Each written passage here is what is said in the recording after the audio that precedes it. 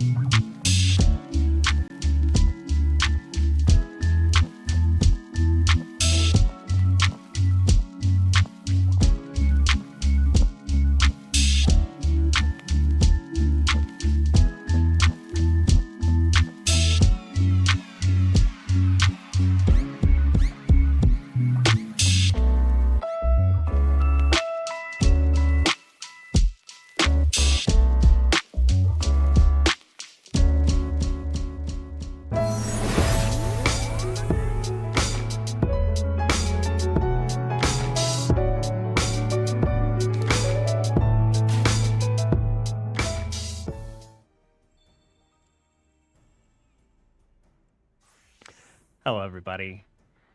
Welcome back to Sunny Diabolos, home of Crystalline Conflict Roulette, where the stars brawl for your entertainment. My name is John, and I'm back from a short break. Glad to be back, of course. And joining me here on the desk is a returning commentator, CEO himself, Anthony, Revival moderator. Anthony, say hi to everybody. First of all, I want to make sure that everybody can hear me, because if you remember last time, I started talking and nobody could hear me. I got the audio working this time, buddy. Don't worry. Can I be heard, chat? Can I get some good confirmation from the chat? I'm They a say little you're, quiet, they say you're a little bit quiet. Let me try and turn you up in Discord, but go ahead. Okay, thank God. Don't worry. Sometimes I lean back in my chair, so I'm a little bit quiet, but everything, as long as I can be heard, this is perfect. Thank you. Thank you for having me again. I'm happy to be here. Of course. I'm really glad to have you here. Anthony, tell people just a little bit about yourself, what you do around Revival, what you do in game, things like that. Well, I am effectively, I work mostly in moderation for Revival. I don't really work specifically on any of the events and such. I'm mostly on back end things, especially helping out the owners and such. That's why you probably don't see too much of me, but I am around, I promise you. All right. Thank you, Anthony. And Anthony, again, like I said, this is Anthony's second time. We're really glad to have him. He brings a lot of great energy to the show. He's a blast to have. I bring only the most immaculate vibes to the promise. The tastiest. Joining us for their first time on commentary for Final Fantasy XIV PvP is a good friend of mine, literally one of my favorite people on the entire planet, and all around good bean. Jelly bean, that is. Smooshified. Smoosh, say hi to everybody. Hey everybody, it's me, Smooshified Variety VTuber at your service. And today, I don't know how I got here, but thank you so much for the invite, John. It really is a pleasure to be able to co-cast with you and Anthony. Really fantastic time. Thank you so much for the invite and having me over here. Of course, we're glad to have you. Like I was telling you before the show, you just got like an indomitable, upbeat, positive kind of spirit, and that's really needed in like competitive gaming, I think. So we're really glad to have you. I'm looking forward to watching the games with you. Would you mind telling people where you stream, where they can follow you on socials and things like that? Of course, with all due pleasure. Hell yeah. So, essentially, to give a little bit of foreground of why I'm here to people who might be wondering, who the hell is this guy, right? My name is Smooshified. I am Sarah Viagard, the little pink Lalafell over there, 4-time top 100 player on my data center for Primal. I do play Paladin. I used to stream PvP for a very long time, and I like giving it my all. I like making sure that the people I play with are having a great time. When I was doing those streams for PvP, I made sure to emphasize that it's about good habit building and to power through whatever you might be facing, right? It was a very chill stream, and that's what I used to do. So if you want to check me out and what I do now, which is mostly variety, you can find me at twitch.tv/Smooshified. You can find my YouTube at Smooshified13, and my Twitter is Smooshified. So there is a little bit of a PvP background for me. I have a big passion for this game. I love this game. Just, due to my routine, I can't really stream PvP, but I'm so happy to be included in your plans today, John. Like I said, we're really glad to have you. So we're all ready.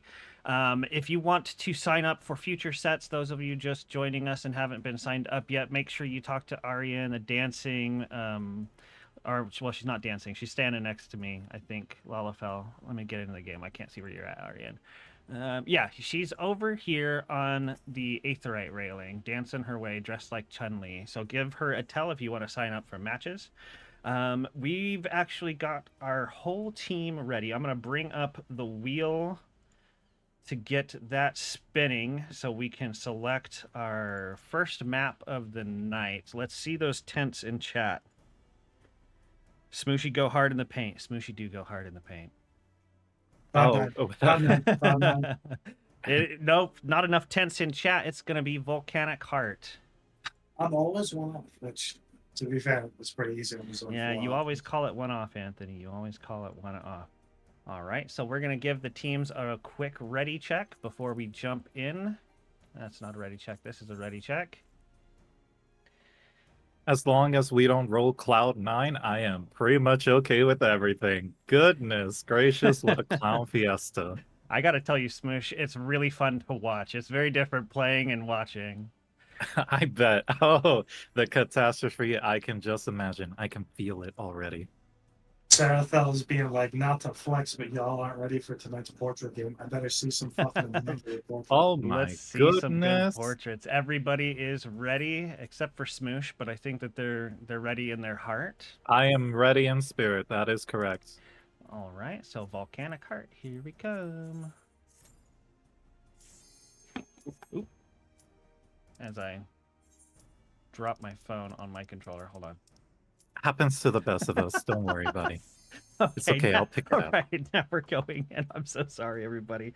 While we're queuing in, I'm going to finish my little intro here. So for those of you that are new to CCR, this is CCR number 15. 15 weeks of this event.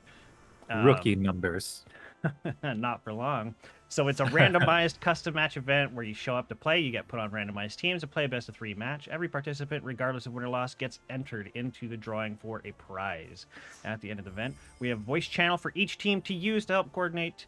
They're in the revival near the top. You don't have to use them, but you are invited to. It helps with coordination and it helps introduce you to light party play, which is our main goal for this event. Wait, what was that? What was that? I hate to interrupt you, but what was that portrait, Sarah? Oh, you're talking. Oh, that's correct. I guess you could see that. I have my deepest condolences. I didn't realize I still have that running. I didn't notice. I was blabbing. But I'm gonna let you guys what do you guys think of the composition so far? So far, just right off the bat, I can tell you, blue team over here has a fantastic comp. There's always a really cool buddy system whenever a paladin's involved. It sounds like that they have pretty good range. 2 melees. Dragoons are basically unkillable. So as long as the Dragoon and maybe the Reaper can kind of peel for their backliners, they should be in a good spot over here. Oh, already right into it. Oh my god, all this low HP on blue teams. Looks like a Yikes. very early pickoff on Snow over here. Sarah's kind of pulling a little bit low, but they still have a little bit more mana to play with. They should be able to pick up pots, so maybe they'll peel off of that. Kaede over here is looking for a position to get on the main point, maybe to stall for a little bit, but they're severely out of position, getting caught out now, getting all that burst damage dumped into them. And Sarah escaped at the very end of that engagement too, and now they're in the spawn. They're in the spawn. Looks like Astra team is actually in a little bit of a pickle right now. Umbra already has the 50% mark. If you don't know, essentially, if you hit the 50% mark, you guarantee that you'll win the game if your opponent never reaches that point, right? The only way that you can catch up from this position is to try and regroup, but it seems like Team Astra is a little bit scattered over here, trying to regain their footing, and we'll see from there. They're pushing in. They got it. They got it. Yeah, nice cleanup so far. Oh, Monk's in some serious shit now, and so is Brian.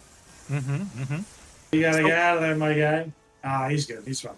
At this point, Umbra should be thinking about trying to recover, save those major cooldowns like their LBs, maybe wait for their team to catch up, but it's on Astra to also try and confirm these kills to make sure that they're staggering Team Umbra for the remainder of it so they can keep this push going.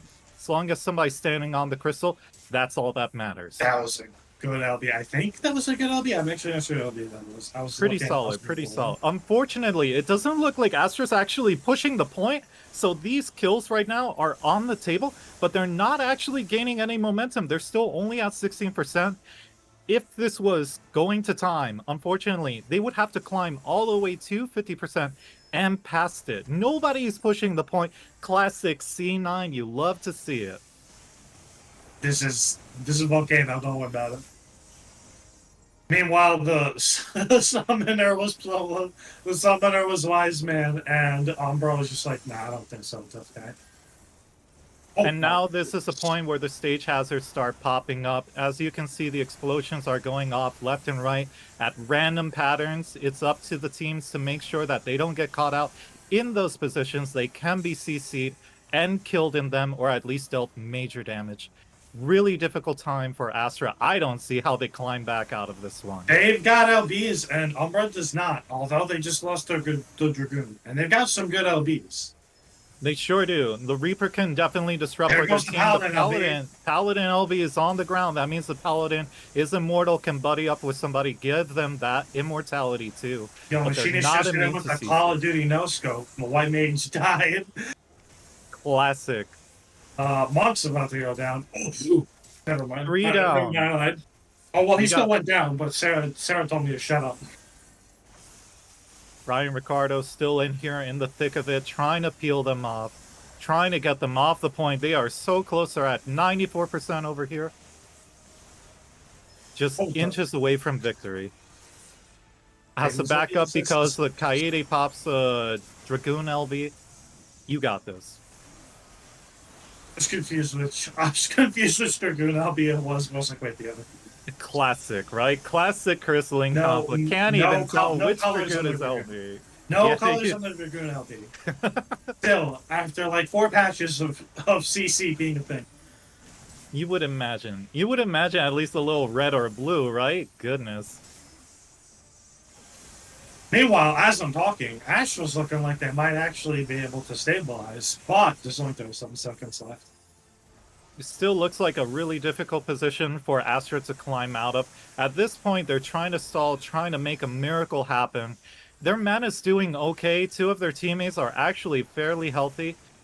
It's up to Snow to try and survive this, maybe get a pot off. In the meantime, Looks like it. the pressure is still on from Umbra. You can still see they're in it. They're just trying to find the right opportunity to basically secure this win. They're at their last thread. Astra has to make something happen. Oh my god, the monk died on top of the pot. Oh, he must be so upset. We've hit I'm overtime here, folks. That means that, unfortunately for Astra, they will not only have to break that 50% mark, which it does have a catch-up mechanic. If they can hit the 50%, it will clear faster than for the other team. But they'll still have to make it past 94.3. It's a very difficult hill to climb past. It seems like Umbra has conceded the point for now. What they're making the play. ult. Amazing, beautiful. What a- Here comes the yo, Dragoon wow. out! Yeah, okay. Alright. That basically okay. seals the deal. I Yeah. don't see any feasible way where they can make it back anymore. Fantastic Dragoon LB. That all started from Churu, your white mage over here.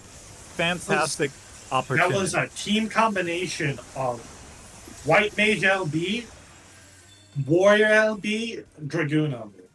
That was fucking crazy, man. It was a very open and shut case from Team Umbra. From the moment that they hit that 50%, it was already in their favor. Astra had a couple opportunities to maybe make a play off of that. Nobody was on the point. As you saw, it hung around 16%. Somebody must have moved off of it. But remember, you don't win the game if you're not on the point. Make sure you're doing your part for your team next time, fellas. Shout out to Sarah Fenn for doing like, what was it, like 1,300,000 damage, something like that, and having like 3 different amazing LBs. Absolute killer of Dragoon gameplay. Also, we're going to Clockwork. Clockwork is always a really cool map. I do like some of the gimmicks they have, including Minimize, the huge circular AoE that can basically one-shot people. Clown Fiesta ahoy. I like to call it Clown Town, for sure, for sure. It's really chaotic, really fun to watch. We've had some matches in the past where it's just Tommy Twist madness. Looks like everyone is ready, so for match 2 of this set, we're going in. The first one goes to Team Umbra. Let's see if Astra can drag it back and make it a 3-game series. I've been wondering, do the teams actually stay the same? Like if Astra was Astra last game, does it switch to Umbra, or are they always going to be static? I believe it'll be the same because it's UQ. When you join the Alliance, you join I on see, the I other see. side. I think Got that's it. how it works. After Oh, this, John, you can correct me. after this set of 3, it will re-randomize. So this Oh, is the okay. same. This is the same Astra and Umbra that we just saw. Looks like there's no team composition changes. Again. What is? How did you make your helmet so tall? Why is your helmet so tall? I'm sorry, that just got me.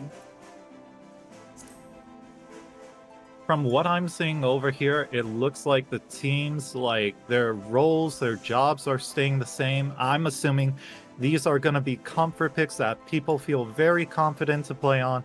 They're sticking with it, not because of counter matchups or anything, but because they know it, they love it, and they want to play it to the fullest. I'm looking forward to this one. Brian Let's pulled at see. least one person into the Tommy Twist. If Brian does not pull at least one person into Tommy Twist, we can consider that Umbra has actually just lost this match. That is my rule for I'm gonna be betting on it for sure, for sure. I'm looking forward to seeing the pull. So right off the bat, on the opener, people do need to be aware there is a white mage on the field. There is going to be a poly at some point that might seal the fate of somebody. Seems like they went in. They almost went on Kaede, but they managed to get out almost scot-free. There's both of the Dragoons are focused immediately, by the way, but Sarah got out and it was unfortunately killed. Choose over here stalling on point with the rest of the team. Finally, they regain their footing.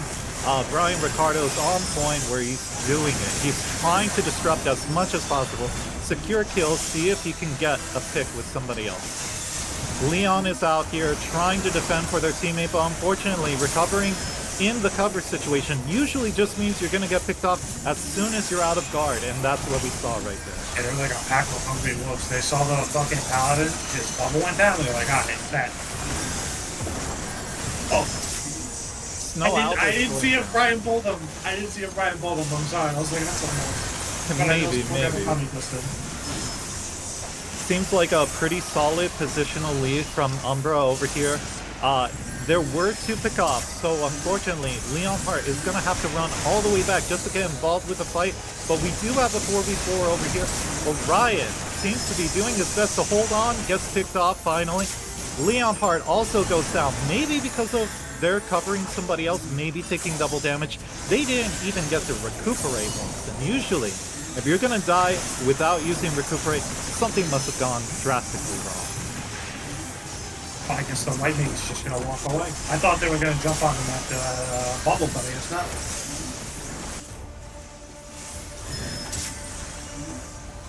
Couple pickoffs over here. Miss Kells goes down. I imagine the rest of Astra soon to follow. Snow was holding on for dear life. Kaede and Leon have two decisions to make. Do they have to delay them off of the 50%, or do they wait for their teammates to catch up? They're gonna. Yeah, they're waiting for that 5v5 again. They're also waiting for Mario Party to start because the parade is on. That's right. So we do have a couple of major ultimates coming up over here. Brian Ricardo has theirs, but Leon is almost close to theirs. Kaede can stall and do. Who did it hit? It hit Miss Kells and Sarah Tell. Ooh, it hit the Dragoon on Umbra. That ain't good. Oh boy. Big ultimates popping out over here. Gotta watch out for the huge circle over here, for the damage, for the charm. Brian, never mind. Brian was not ignoring the point. Brian said, I will stay on this point no matter what. Let's go. Mario Party, let's go. You love to see it. All the mechanics flying around. It's so hard to keep track of what's going on with them sometimes. The samurai, unfortunately, died to the... I don't actually know what they're called. I guess they're called the dolls or the puppets? Yeah, that's right. That's right. The puppets, right? Yeah. And... There you go. You're killing me here. You're killing me here. It's almost a full team wipe for Astra. Umbra is trudging on. They're not having much resistance over here.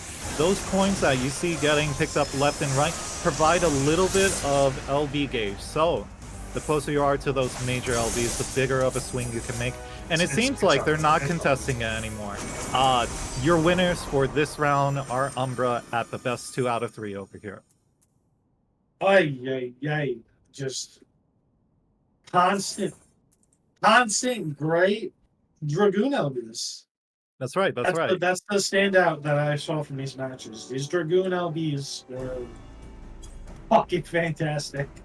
I would definitely say these were pretty open and closed cases of where it's difficult to find your rhythm with a team, especially when it comes to this RNG. There are a lot of elements that go into coordinated play, and it seems like maybe there was a little bit more experience on Umbra's side. But really nice job, Astra, holding it together until the very end, playing it out. Really, thank you so much for participating. I'm about to ban Sarah from playing. I'm about to ban him from playing for good. I wouldn't actually do that, don't worry. Alrighty, so we could get both of you to join the next Party Finder for set 2 as spectators.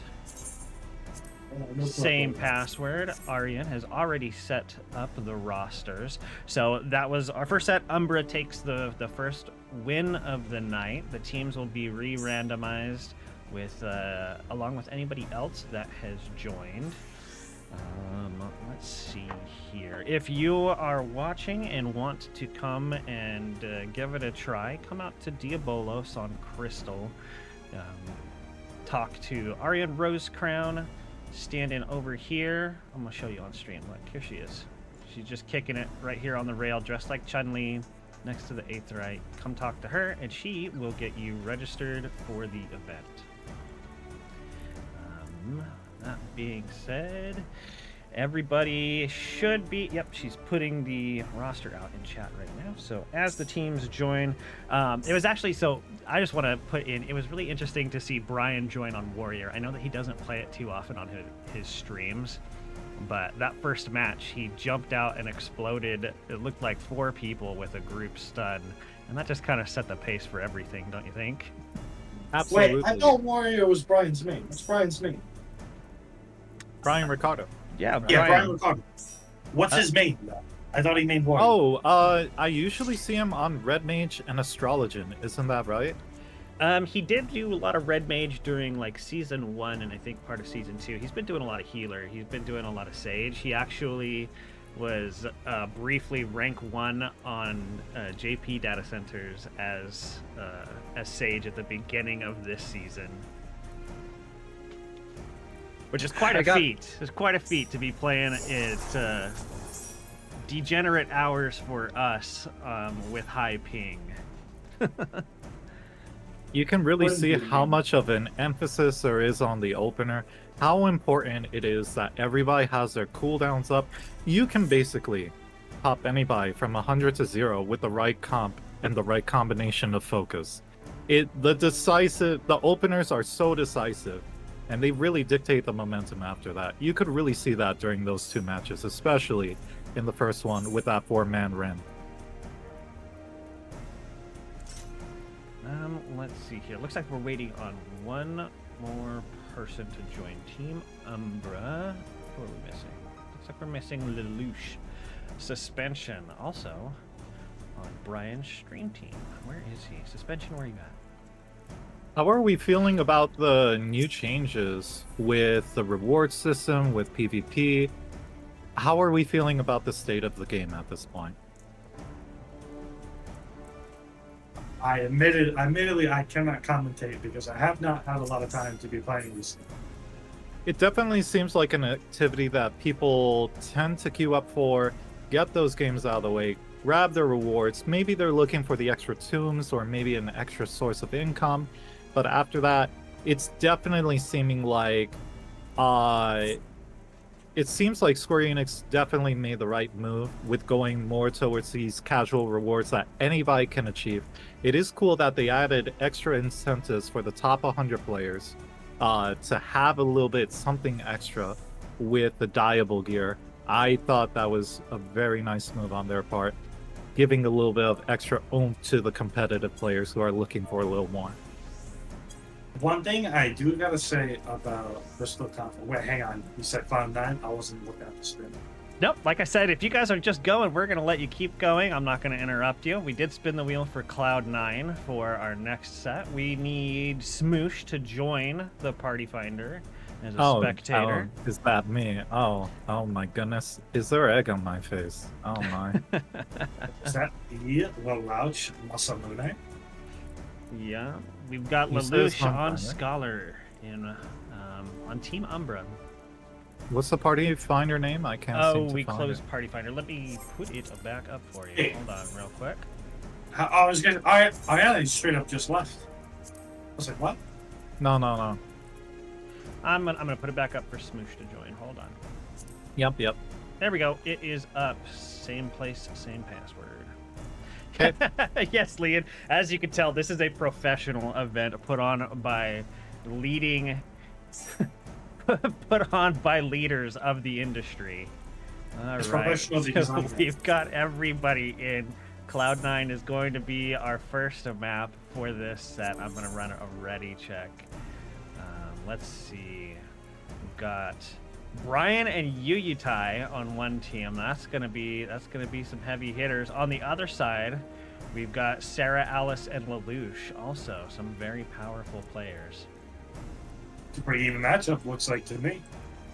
At C9, anything can happen. I am ready. That's so true. All right, everybody's ready, so in we go. For those of you who might not be PvP savvy, Cloud9, or C9 as affectionately known, is one of the maps that tend to have the most controversy involved with it.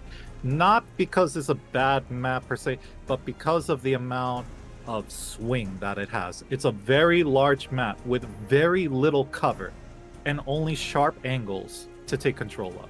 It's very difficult for teams to make any sort of a push into and out of really bad situations. Yeah, I think that's why people tend to not like it. You also are forced to,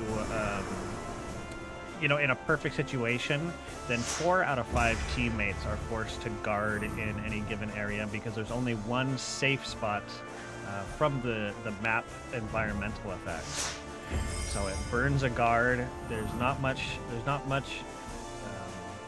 in the way of cover, and I know that makes a lot of people uncomfortable. It takes a really bold person to kind of go out and master C9.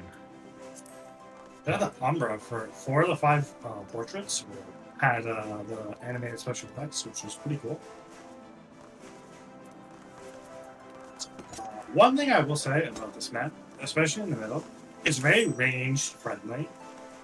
Because really, like, there's not a lot of cover, and there's just ranges have a lot of space to just back up.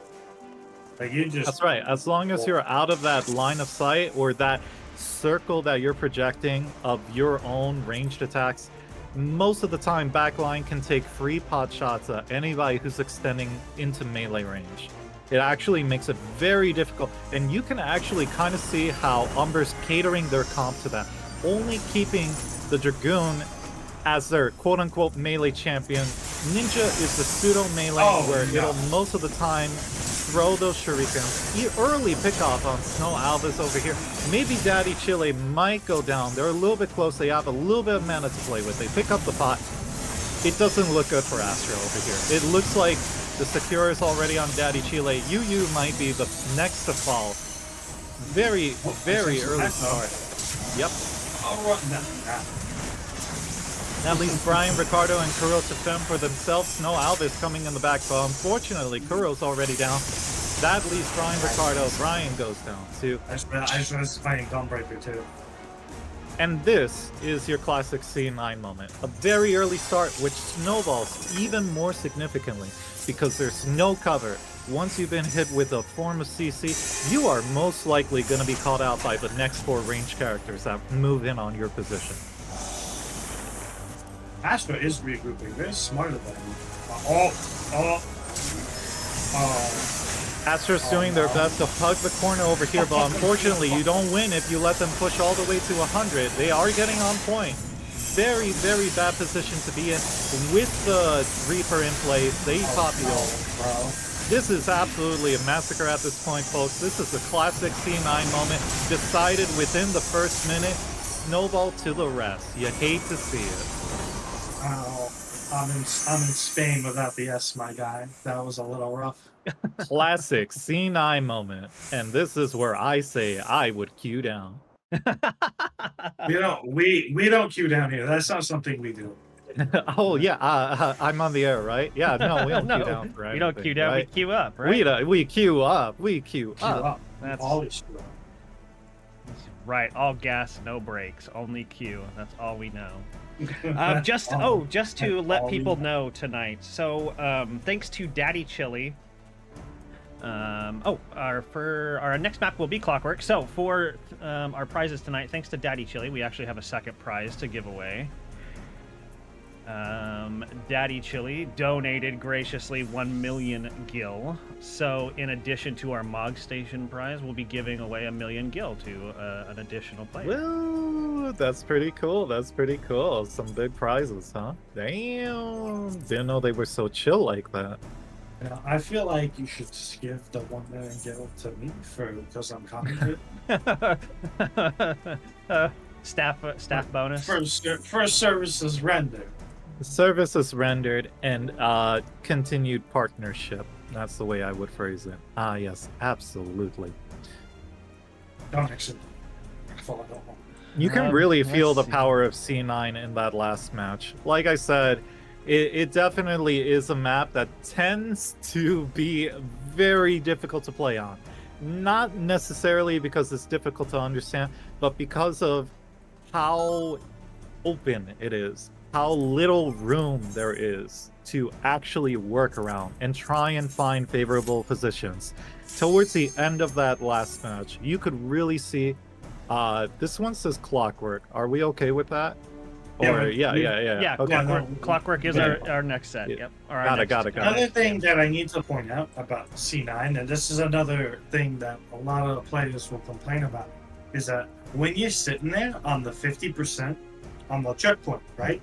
The defenders have such a huge advantage in that area because they have cover that is right there, and the attacking team has to push out from there. So you could sit like 1 or 2 people on the point and have everybody else sitting behind the cover, and the attacking team has to basically engage into only like 2 people. Basically into the defending team's clutches. That's another thing that people will complain about. But we're not on C9 anymore. We're on my favorite map. We're on Mario Party. Does seem like there are a couple of key changes over here for the teams. Chiru going to Astrologen. Seems like they did drop the Reaper for a Monk and Brian Ricardo's on Astrologen. This is gonna be.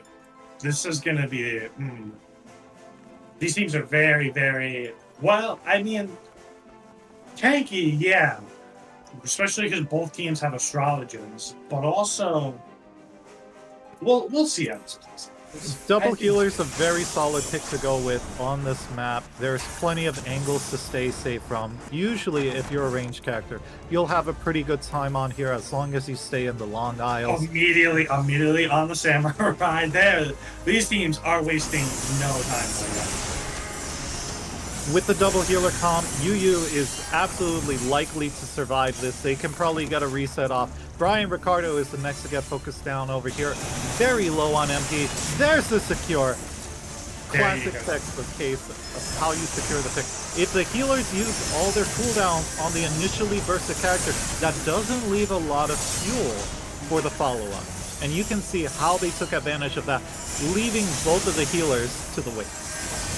Another thing I feel, especially in a comp like this, I really do feel like the White Mage, the Astrologian, well, both the Astrologians, and the Scholar are just the easiest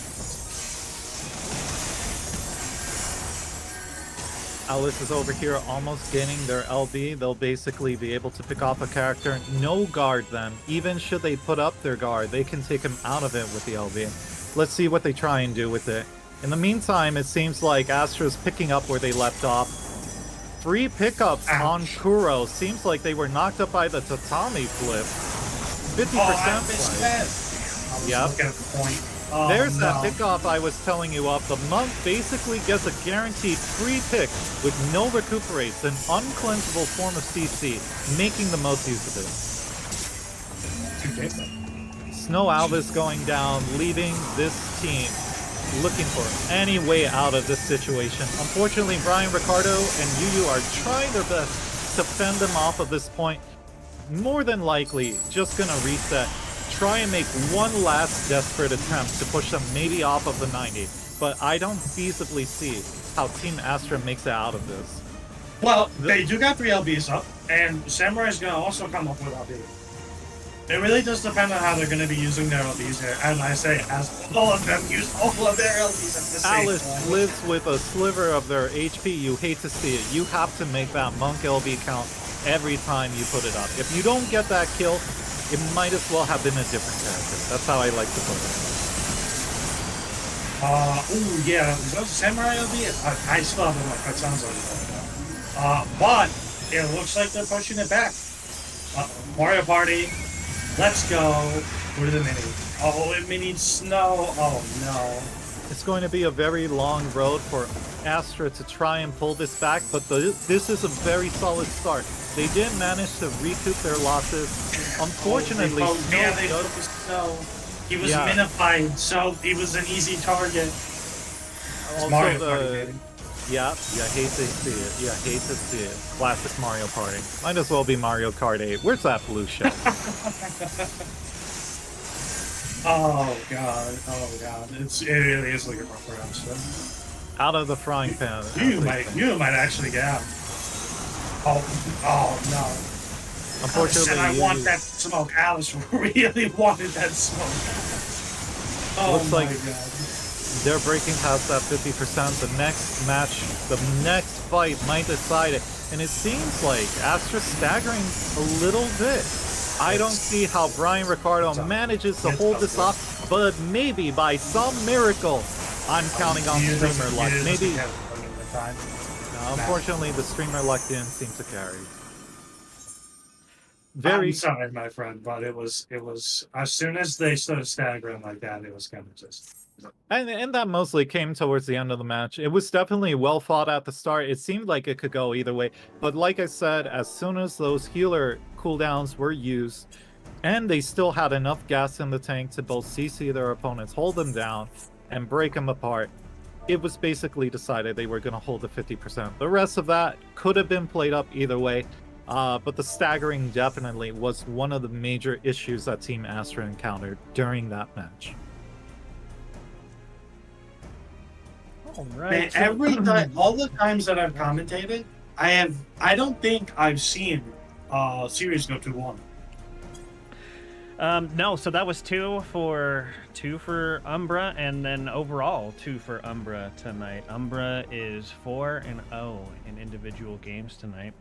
Real quick, we want to say a special thank you to Send Noodles for the raid earlier. We really appreciate that, even though AutoMod decided to be cringe as soon as you started trying to chat. We've got let's see, Ariane is getting our 3rd set ready. Party Finder should be up, and there it is. So I'm going to ask both of my commentators to join the Party Finder with us. Thank you for the reminder. It definitely helps, considering. Yep. You know, there was a few shows in the early weeks of it where I almost started matches without a commentator present. So now I've got it thoroughly beat into my brain to make sure everybody's in the bus before we take off. I gotta say, these games are really nice at showcasing how much of a variance there is during these different maps, right? You got Mario Party, you got Cloud9, you got classic textbook fire map, Volcano, right? They're wonderful in their own design because of what they introduced with the mechanics. It's really fun to see these teams play it up in different ways. I also tend to call Volcano Mario Party. I called Volcano Mario Party before Clockwork released. So I kind of consider both the Mario parties. I'm pretty sure you could consider any of these maps Mario Party. Well, except for Palistra. Yeah, I was gonna say Palistra is more like it's a nice, easy, simple. Nothing to see here. Just a nice, simple map where you can beat the hell out of each other. And you can go zoom zoom. Yep. You love it. You love it. I wonder if they got plans to release a 5th map. That'd be pretty cool. How many maps did they release for Beast and Fold? Because I know Fold are different maps, right? But I wasn't around during I was that gonna say time. somebody who has played the game longer than me maybe could correct me on this information. To be honest with you, I don't recall because I was playing and I had tried them out a couple times each, but I wasn't really into it at the time. PvP was very unwelcoming in the old days, both in form and in execution. It was a rugged times. PvP definitely needed the touch-up that it got. I was there at the tail end of the feast, and I asked quite a few of my friends who had been around in the scene for a while, was it worth getting invested into? Unfortunately, the answer was, unless you were part of a clique or you knew somebody on the inside who could tell you when matches were starting, there was no feasible way to know when you could possibly get a queue to pop, especially for unranked. It was very difficult during those times. I think it had a last huzzah when people announced that they were going to update CC as a whole, but it was, from what I understand, very difficult to get into the scene at all. I think CC has done a very good job of reintroducing a very easy to get into casual mode where people can definitely have fun with PvP action.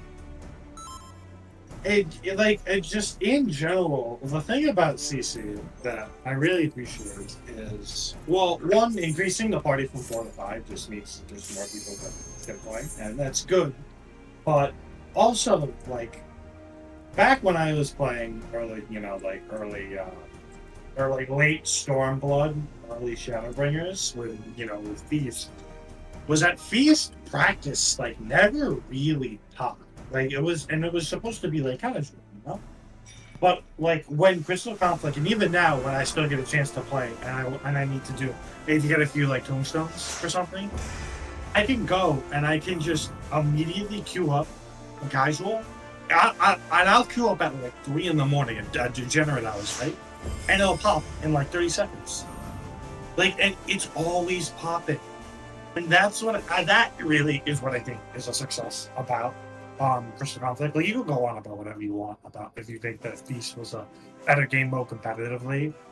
If it had more of a skill ceiling, you thought that the old way was better. But it can't be denied that Crystal Conflict really did get more people playing PvP in general. And that's just, it's a good thing, but it was kind of just what their goal was, and they succeeded. So, I mean, like I said, I got my own complaints about CC too. God knows I've pushed ranking so many times, but, listen, at the end of the day, I think it's a good game. We got Brian Ricardo over here making the swap over to White Mage. That polymorph is one of the most dangerous moves that you can have during coordinated gameplay. It guarantees that there is no way for them to recuperate or guard should they not have it up. We'll see if they can get an early pick off with it. The rest of the lineup looks pretty standard pick, and off they go. Yu gain focus a little bit. Churu, Send Noodles, both getting kind of low. That Paladin's going to be able to wade through thick and thin.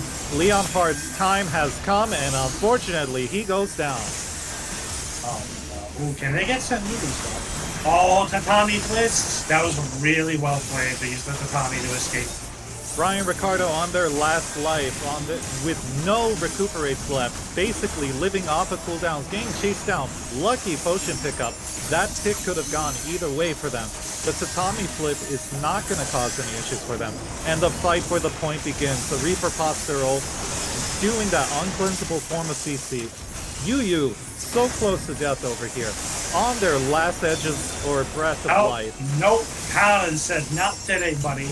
You love to see not it. touching my samurai. Good Paladin reset over there. Yes, that's right, folks. If you're getting guarded in cover, you can basically do whatever you want. That includes potting up.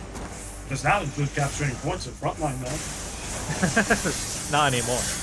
Not anymore. Not Meanwhile, it looks like Ash was taking a little bit of advantage here. 2 kills back to back. Let's go. Seems like Astra actually has a very solid lead over here. Send Noodles getting low, basically getting picked off without a guard. They're on their last breath. Yep, gets taken out. Churu and Kaede deciding what to do. Maybe they can just wait for their team to regroup. It looks like they are planning on doing that. They're going to have to. If they don't, they're going to get picked off. If they're not going to win the 45, especially if they got almost all of their LBs up. Dragoon LB coming out pretty soon. There it goes. You can see it. You can watch it. Doesn't seem like they're getting much off of it. Yeah, Astrology LB was popped.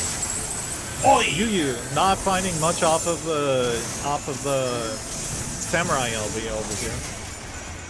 Miss Kel's going down. It seems like a very rough position for Team Umbra at their last breath, closing in on that 100%. Seems like a very textbook case of a very solid lead being snowballed even further. There goes Leon Hart popping the Paladin LB. I don't see it super necessary at this point, but they want a guaranteed victory. And you know what? You don't let up with any mercy on them. Oh no, Sand Noodles died casting LB. Yo, as a Paladin main, I hate that shit so You hate to see it. I hate that so much. That is the only thing in this game that genuinely infuriates me. Oh As no. a Paladin main, it does hurt. I can't tell you how many countless times you think you got the tick, 5 things snapshot onto you, and you're already dead. It's so bad for me, bro. I'm on East Coast. It's so bad for me. I will pop LB and I will die literally like 2 seconds later. I'll think, oh hey, I'm fine. Then I'll just fucking keel over and kiss my ass goodbye. Hey, oh my god. Have we only gotten time for we got Cloud9. Time for got Cloud9. Let's go! I love Cloud9. Can we get we love Cloud9 in the chat over here? Let's see those tents. Let's see those tents. What are the tents for? Please explain the significance, please. Okay, so you know how in like various Twitch chats, there's like the meme where somebody will start typing spam this emote to blank, you know. So Calm Lamity, owner of Revival, was looking for something like that could be spammed for Cloud9. So he couldn't sorry, it's a long way to go for a cheeseburger. He couldn't figure out what would, you know, rhyme with 9 in the emotes. And so he found a green tent, and green is the color of vines, so tents mean Cloud9, because vine rhymes with 9.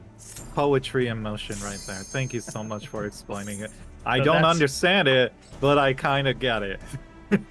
So if you ever see tents in CCR chat, it means Cloud9. Got it. I'll be sure to keep an eye out. I'm still in pain about that ghost.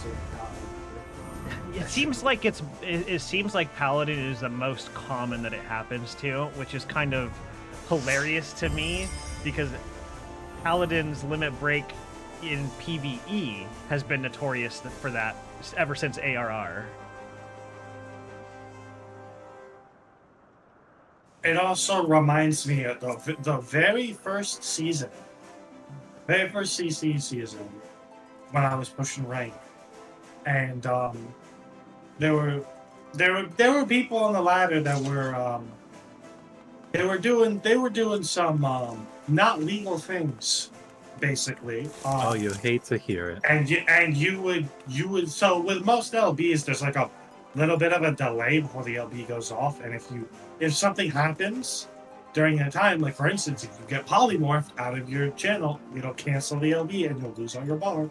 And guess what? People would play white mage, and they would they'd have a little robot buddy who would basically cast their would cast polymorph whenever it detected someone would cast LB. And God Almighty, I fucking hated that.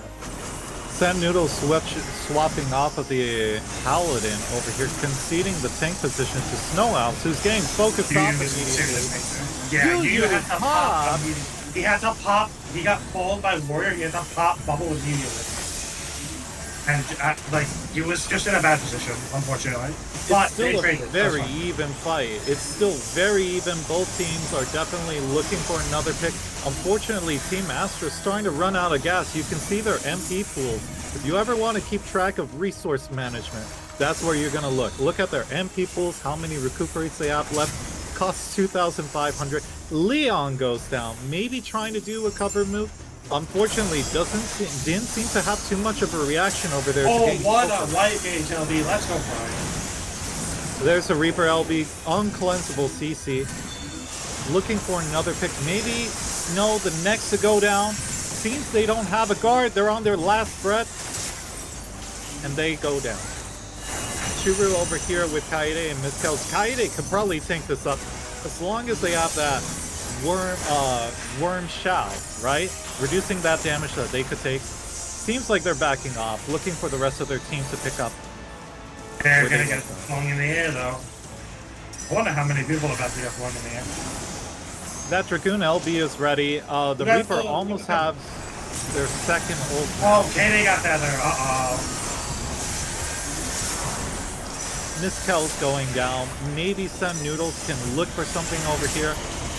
Nice Dragoon LB to find a pick. Seems like they're going to be able to... good LB from Ryan. Yep, that's right, that's right. It's unfortunately, it's not enough. They are killing the warrior, though.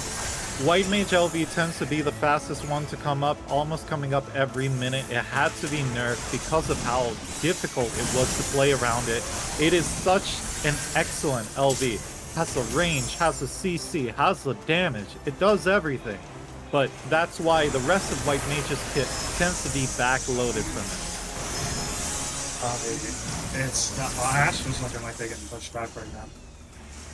Here's that classic C9 moment where you think you have the advantage, and wouldn't you know it, now you're on the back foot. Now Astra's trying to recuperate from here. Brian getting focused out a little bit, gets covered by their Paladin. It's up to them if they're going to decide to recuperate right Sage here. LB. The Sage LB is going to be incredibly difficult to fight through. If you don't know what it does, basically, that red circle guarantees that any of their teammates that pick up that buff are immune to any forms of Samurai damage. did not outside get a of kill it. with his LB. Oh, Paladin as well. There's LB is just flying everywhere. Oh, Call of Duty.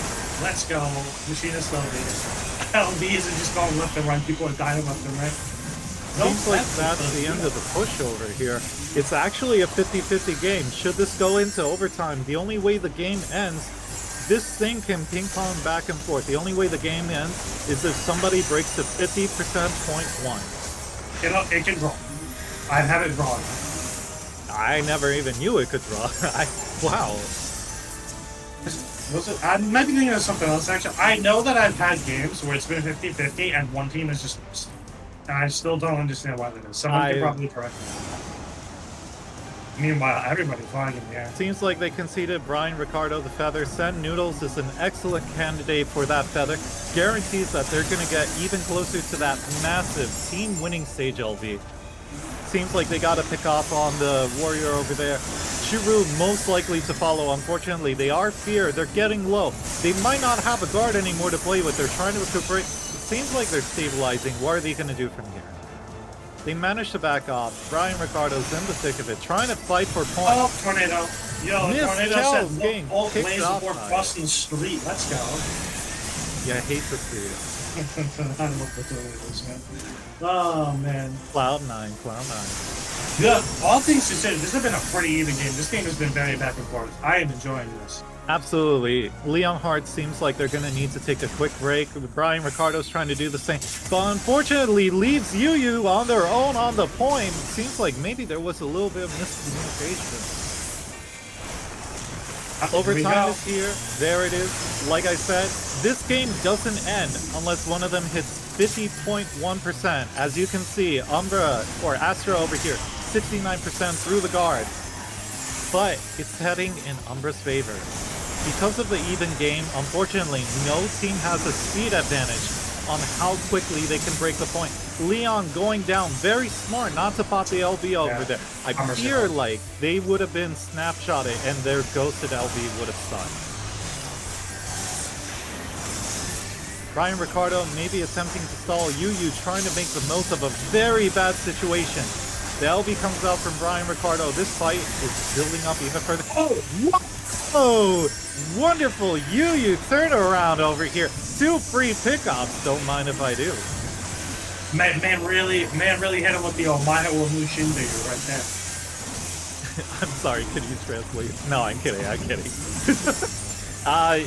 I gotta love the turnaround factor of Samurai LBs. They're just so strong for what they do. It is such a massive cooldown, and I'm very happy to see it pay off big. It's not over yet. Nobody's on the point. I was gonna say, nobody's on the point.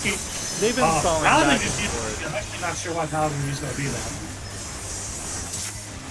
Maybe for damage? I don't know. It didn't feel like he was in danger. But either way, Noodle's starting to get really close to that LB. Any second now, they should have an opportunity to make some sort of a push, or at least fight them off. Because Okay. unfortunately, it's looking really poor for Umbra. At this point, it's a desperation move, and as you can see, Sen Noodles doesn't have a prayer to stay on anymore. It looks like this match might be wrapped up from this point. Miss Kells maybe has an opportunity to make a desperation stop. 92. 100. There you go. That's it. Astros win. You love to see it. bad. Good job, both teams. That was, oh my god, that was a nail biter. I What's the love score? seeing games that go into overtime. It feels like it really brings out the expressiveness of both teams. They're playing it up to the fullest. They're trying to eke out that win. Every single move matters. And you Is love to see 2-0? it. That is 2-0 for Damn. Astra. I was hoping for a 1-1. Not yet, not yet. Let's see here.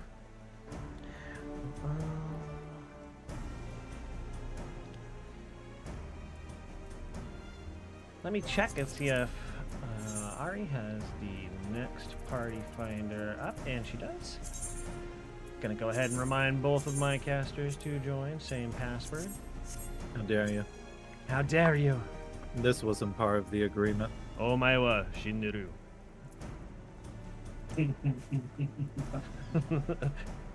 That was a really great play by you, Tide. Just, you know, like, so far that's gotta be my play of the night so far. It was looking dire, it was looking desperate. They were the only person on the point. Brian was still a little ways back. Looked pretty grim, and I knew instantly when I saw all of those little Kazushi debuffs start popping up. I was like, oh, could this be it? Could this be it? 2 beheadings instantly. It's every samurai's wet dream. You gotta imagine the amount of endorphins running through their head at that moment, knowing, yeah, I did that. Doesn't it technically only deal 95% of max life damage now, or am I thinking something else? No, it yeah. does 100% of their health. However, they Yes. can be protected by a shield that would absorb. I'm thinking of part that. Chainsaw, that's 95% of their max life. Chainsaw was 95%. It used to be even worse. It used to be a one-hit shot, right? With Yeah, the it used to be 3% chance. It was used to be a ridiculous. Chance to 100%. Now it's just a 3% chance of 95. Let's see here. Oh, and just some upkeep, just some housekeeping real quick. If you're joining us and you want to get in on the action, please come to Diabolos Wolves Den Pier. Send a tell to Ariane Rosecrown, the Lalafell dressed as Chun-Li, standing on the rail next to the Aetherite. And then feel free to hang out and just kind of chill with us. We've got people laying around. It looks like, what is the joke, Jonestown the morning after? People, just dead bodies laying here. Could hang out here and near the casters too, right? Just be a part of the crowd and just have something pretty to look at, I guess. I know, right? You know, Yeah. we love it. We love the Yeah, company. we love it. We love it. We love the company. Casters get lonely too. Did I say that part out loud? No, I'm kidding. I'm kidding. I was holding my tongue. I'm actually gonna go get a drink. Hold the fort. Just a moment. You know what? I'm gonna wait for my friend to get back, and then I will go get a drink because my water bottle is empty, and I'm up here in New York. It is fucking hot. All right, it is fucking hot in New York. That was Anthony with the weather. While our casters are refreshing their drinks, I'm just going to go ahead and remind everyone to come talk to Arian Rosecrown to join us.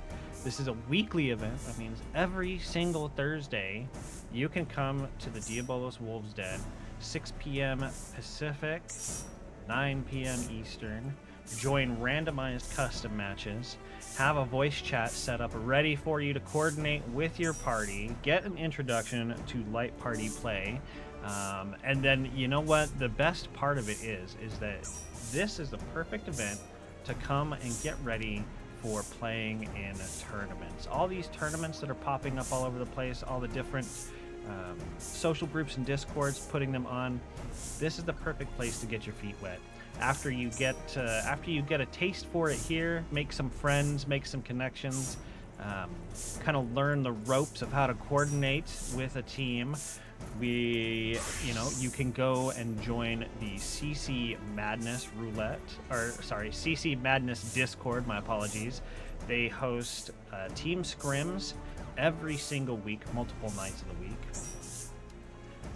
Let's see. If you're looking for a team, you can, of course, you're always welcome to come join us to make friends and connections, talk to people, and get an experience. But both CC Madness and Paws and Claws Discord have looking for team channels where you can join and talk to people, look for people that are looking for fills for their teams, start your own team, and then you can go over back to CC Madness and bring your team to play friendly scrims with other teams that are already existing. The good thing about them is that there's no stakes. There's no brackets or anything like that. It's just about learning and having fun. So having experience, if getting into one of these tournaments is on your bucket list in Final Fantasy XIV, and it totally should, then definitely, if you are already in Revival Discord, towards the top of the channel list, you will find let's see, it's called NA Partners News and Events. You can see Paws and Claws, PV Primal, CC Madness, and Argo Discords, where their events and their news are posted there for you to look at. And I encourage everybody that participates to at least give some team play a try, because even with my limited experience playing in tournaments and Light Party, it is on a completely different level than the solo queue that is offered in game. Let me just say, for those of you who are a little anxious about joining, PvP gets a bad rap, especially from other MMOs where the PvP community is a little bit rough, to say the least. We, especially here at Revival, thank you, just give me a moment, sorry. We here at Revival, we really do pride ourselves on having really nice community of people to just hang around and play with, especially here when in what we're doing right now in CC Roulette. Do not feel anxious to if you are anxious about joining, about playing, like, oh, I'm not as good as these people. Well, first of all, we don't care. Trust me. One, you need to play to get better. Two, we really play. We don't mind. We don't care. We're here to have fun. It doesn't matter. I definitely want to reiterate the main focal point is that you don't need to be super heavily involved with everything CC. Pick the parts that you love about it. If you want to see coordinated play, if you want to be a part of it, feel free to introduce yourself to that community. They're not looking for superstar pros. They're looking for people to keep the scene alive. And the only way to do that is through participation. You can be the difference maker in those matches. Just sign up for them. There is no harm in it. There is no loss. There's a lot of fun to be had and a lot of new friends to make. And if you're anxious about joining voice chat, because, it's scary strangers, don't be, because as I said, everybody, I know most of the people here personally. Everybody here is great. If something happens and somebody decides to be mean to you, well, I'm literally right here and I will go beat them up for you.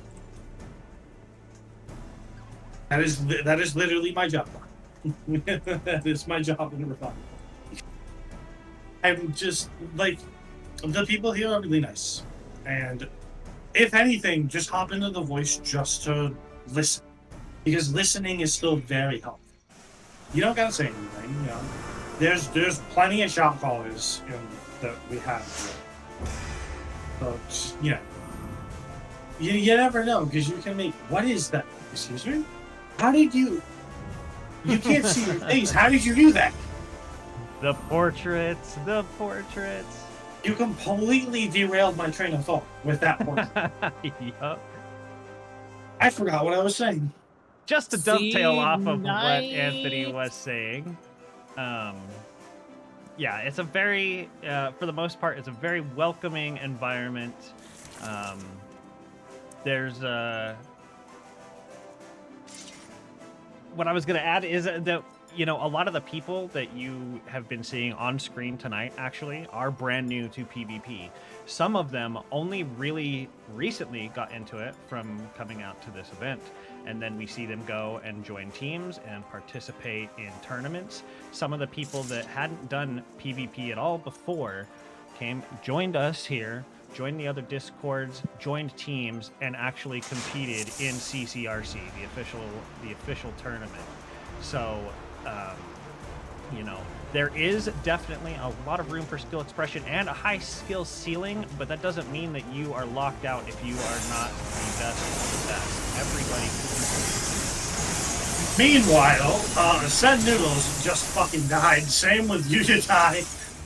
I don't think either of them even got to recuperate. Usually you're going to see most of the frontliners get picked up at the early start. It's up to the both teams to prioritize who's who. Leonhardt backing up, making the most use of their cover to be able to provide support, but also get them out of a hairy situation. Kaede living on their last bit of life. It seems like they are going to be able to get that reset. Mia, unfortunately, goes down. Point is getting pushed. Seems like a very early start for Team Astra over here. Leonhardt did manage to get that reset. They are starting to extend the pressure to send Noodles a little bit out of position, backing up into their team finally. Unfortunately, Daddy Chile getting picked off. Snow might be soon to follow. They do have the guard. They might survive this. They are around the bend, and that's why I'm telling you about C9. There are major, large expanses of territory with no cover behind it. The only thing you can use are the corners.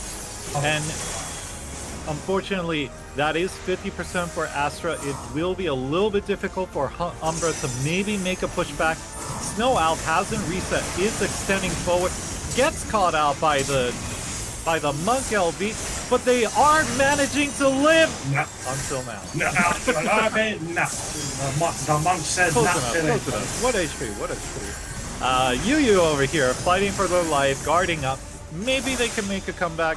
Unfortunately, they don't have their Sam LV to make the most use of the opportunity. Turbulence. The turbulence is off. Unfortunately, Yu did use their cover or their guard earlier. Seems like a couple of other people on Umbra's side did take the hit. Mia gets picked off early. That is due to the tornado damage. And then Tornado was like, hey, look both ways before you cross the street, buddy. I'm walking here. I'm walking here. You're gonna get your ass run over. Seems like a very cut and dry case of Astra really making the most use of their lead. At this point, they can snowball to a win. Leonhardt does have the Paladin LV. This is the #1 takeaway that I can say about Paladin. If you have an advantage as Paladin, you are guaranteed to build up even more with that Paladin LV. You are making it even more difficult for that enemy team to come back. But you know the Paladins are using the LVs at the same exact time. Yeah, yep, definitely. They're mostly doing it either to cancel each other out or as a reaction to one another or a very bad situation. It is still extremely difficult for Umbra to make the most use of anything. 3 are down. That leaves the last 2. Daddy Chile likely to go down from anything. Unfortunately, the ranged characters do have a reduced HP pool compared to melee characters. And now it looks like Iris Vale, the last one to be there, just kind of holding off on the back end, waiting for their melees like Sen News and Mia to kind of take the forefront, try and make something of it. Oh no. Seems like the very last leg for Umbra over here.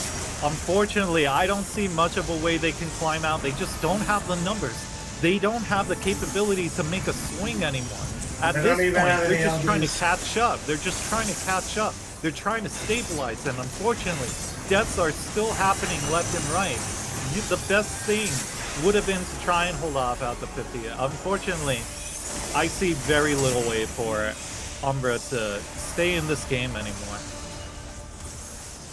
Mia's putting their best out here. Turbulence in 3 seconds. He is gonna die of turbulence. Yep, Oh that's no, right. actually, technically, they are gonna live. Also, They the will wind's live not on being pushed all the way down. Oh! Oh! You love to see it. That was a beautiful Dragoon LB to really secure the win. That's right. If you do pop your Dragoon LB before the turbulence, before you get snapshotted by it, you will have the perfect timing to make the most of it when people land. That's right. You can guarantee kills off of it as long as you make sure you don't get caught in the tick of the turbulence knocking you up.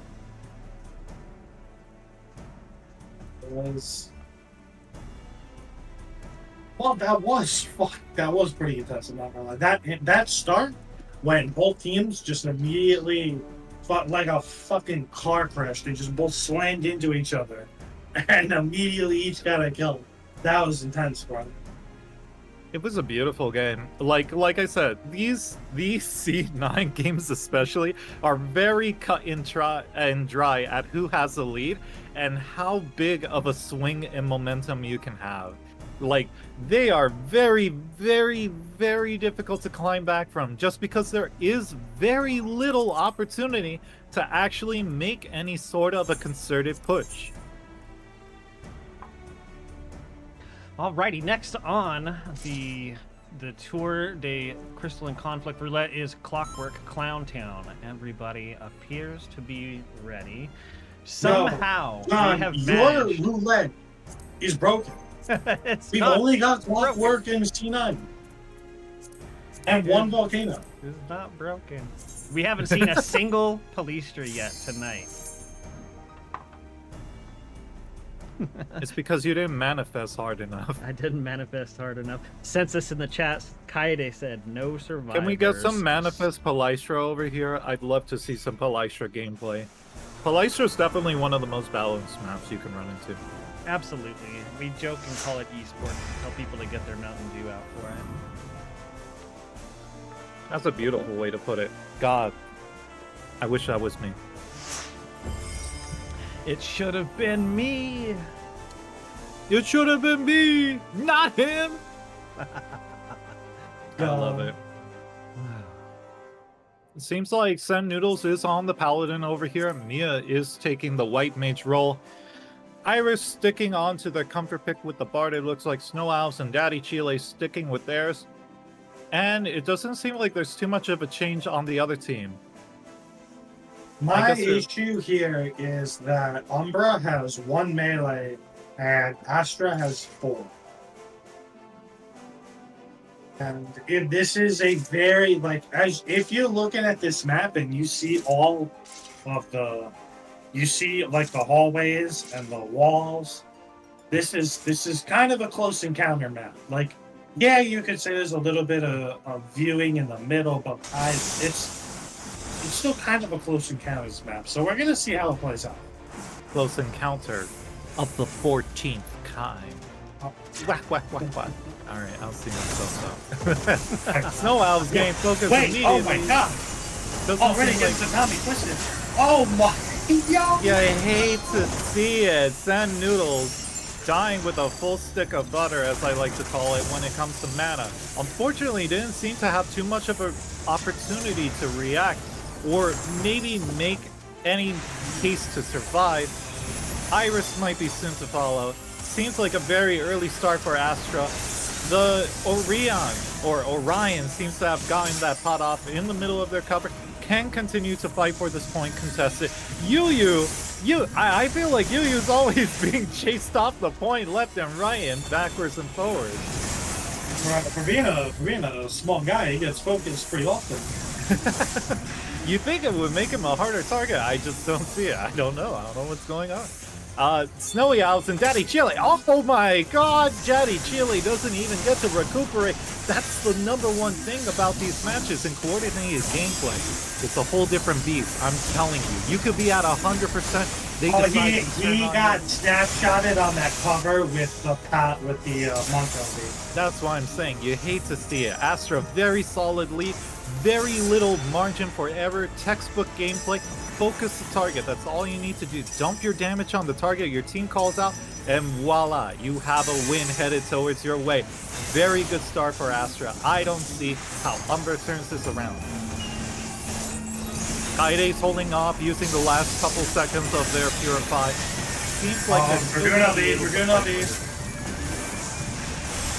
Nice I feel like this chase. we're doing LB lasted like 10 seconds, I'm not gonna lie. Sand Noodles might still be able to live. Nope, No. they get taken out. They're done.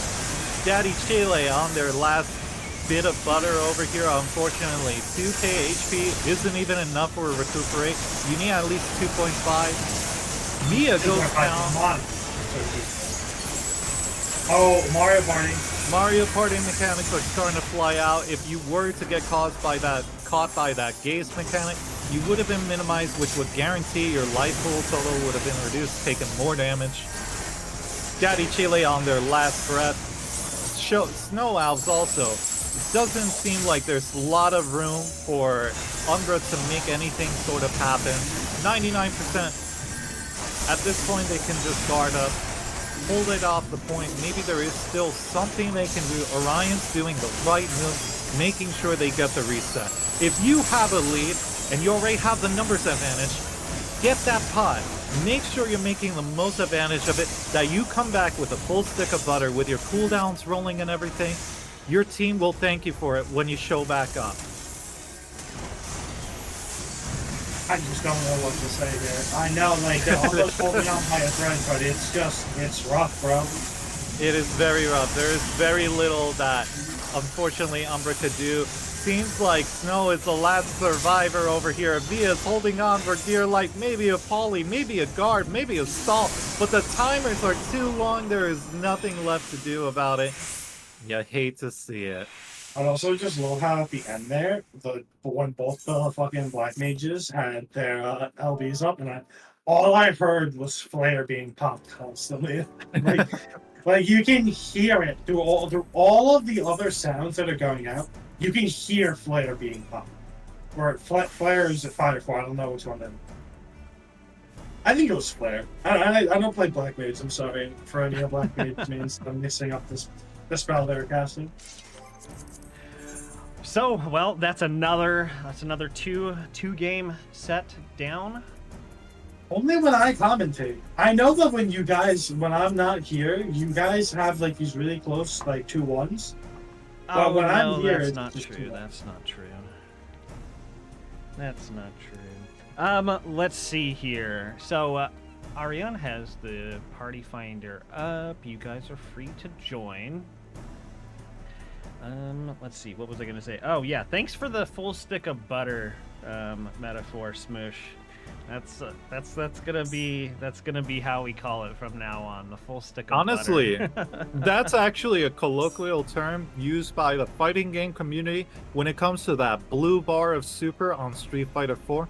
I'm just carrying the torch, fam. I'm just holding it. I'm holding the fort. I'm doing my part. I'm making sure that it lives on. And I think full stick of butter really portrays it when you see that big fat blue bar filled up and they drop to 0. It's used, that colloquy is used by like any fighting game. Like I've heard that listening to casts for like UMVC 2 and 3. Exactly, yeah, that's right. I'm just doing my part to make sure it lives on in the fighting scene. All the Guilty Gear games. Yeah, it's good.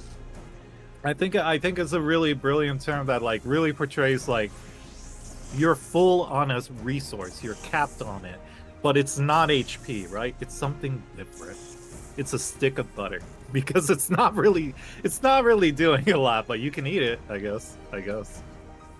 Well, I love it. I had never heard it before, but I'm not really into any of the FGC. Oh, believe me, there used to be a day and age. Things have changed. That's all I'll say about it. Oh my god, we've got hot car water in here tonight. Hot car water is absolutely terrifying on Warrior, just so you guys know. The hot car water? Are you serious? That is the hot the car one, water. the only Brian. Reggie! What are you doing, Reggie? Tell Reggie I said no. He'll know.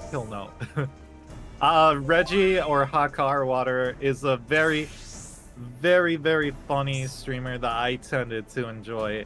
As often as they would stream, I would pop up, show up, just watch them, get those games of CC out of the way. They're usually a frog character, super fun, super chill to be around.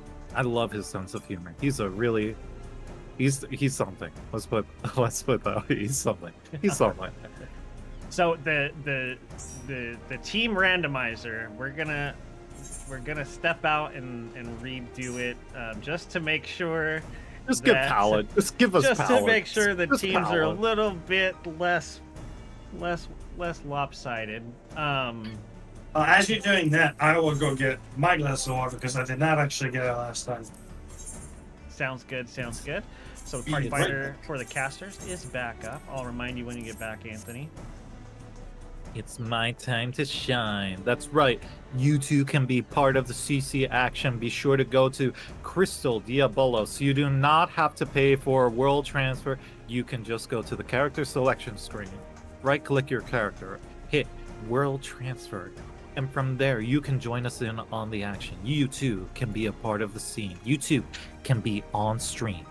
Clout, I guess, mostly for clout, but I like to remind people, I love this game mode. I think it's a beautiful game mode that really caters to that kind of experience where there's a high skill ceiling. You can get a lot done in your own personal goals and progression to make sure that you're really the difference maker on these teams. You can definitely put in the work and see your efforts realized in Crystalline Conflict. And sometimes it can be a difficult time finding these cues. Don't let that bog you down. Look for opportunities on the Discord, in social media, in these events that you can participate as a part of it. Try to get some friends involved with it. It's definitely a scene that's worth looking into. Absolutely. It's one of the it's so entertaining and so fulfilling that it's literally the only content that I do in this game anymore. Personally, I find the PvE kits for the jobs kind of stale. There's something far more magical about the PvP kits and the amount of skill and player expression that you can find in them. It's not like in PvE where all the tanks are builder spender and only have very slight differences between them. In PvP, it's more entertaining. The Dark Knight, as you play it, you feel like a very scary, monstrous tank. You feel like a Dark Knight as you're playing. A warrior plays very much like a big screaming barbarian. So for me, it's far more satisfying. That's right. To build off on your point even further, when it comes to PvE, when you're in a dungeon, when you're in an instance, right? You feel your Confiteor, you go, yes, Confiteor combo. Yes, my Primal Rend. These are simulated to repeat every minute, 2-minute cooldown, right? That makes those magical moments a little bit more diluted. And that's not to say that they're any less important.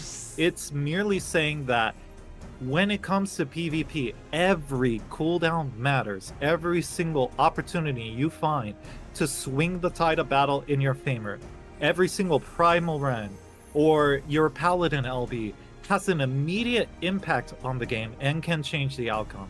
Those highlight moments become even more apparent. That's why I love PvP. It's Also, like turning it up to 11, Fun fact, I don't know, you might have mentioned this, or you might have talked about this while I was going to the drink, but so you're talking about the differences between PvP and PvE. Back in ARR and Heavensward, there were no differences between PvP and PvE. You actually just straight up had you had your entire PvE kit in PvP. And your health bar and everything. That was actually just how PvP played back really early on in 2.0. It's kind of crazy to think about.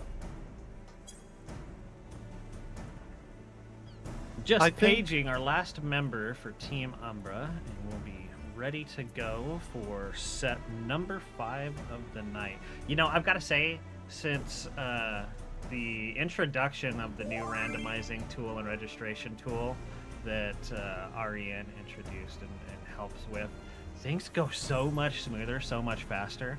We used to struggle to get to a 5th set, and now we're cruising right along into set 5 with plenty of time to spare.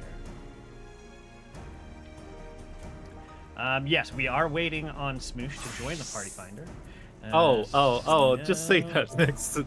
Why do you gotta... What? You can DM me. Come on, man. You don't need to put me in the line of fire like this. Come on, it's my first All right. day. I'm sorry. I'm a terrible friend. Next time I'll DM you. Well, yeah, that's why I was hoping. Jeez, just throwing me under the bus over here. No, yep, it's my fault. I'm not paying attention. I'm a terrible host. Forgive me. You're doing great, John. Are you kidding me? Oh, You're holding it down. You are the glue, the sticky, icky glue that holds this all together, this operation. Ew, that's Well, gross. that and duct tape and a couple pieces of sticks over here, probably. Maybe a couple staples. Yeah, a couple staples, some duct tape. Yeah, we're doing our best out here. That dank, icky, sticky. You know it. You love it. You love to hear about it.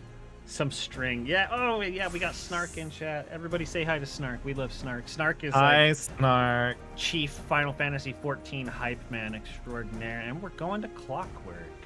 Am I a hype man? Do you want to Whoa, Calm showed up? Let's go. What's going on, Calm? That is one of the owners of Revival. Hello. Oh, we You, do. We've You're got often? You're often? We've got Big Calm in the house. Oh, let me run a ready check. Can you roll a map that's not Clockwork or C9? You can't get me to No, ready up. It's Clockwork. It's Clockwork. You can be anything you want to be. What if I want to be a jelly bean? Can I be a jelly? Can I be a jelly bean? I thought you were already leader of the Jelly Beans. I am the leader of the Jelly Bean Squad. Don't forget it. That's right. My community of the VTuber Society. Wait, is this society? The VTuber Squad is known as the Jelly Beans. That's right. The Jelly Beans. I am the leader of the Jelly Beans. Don't forget it.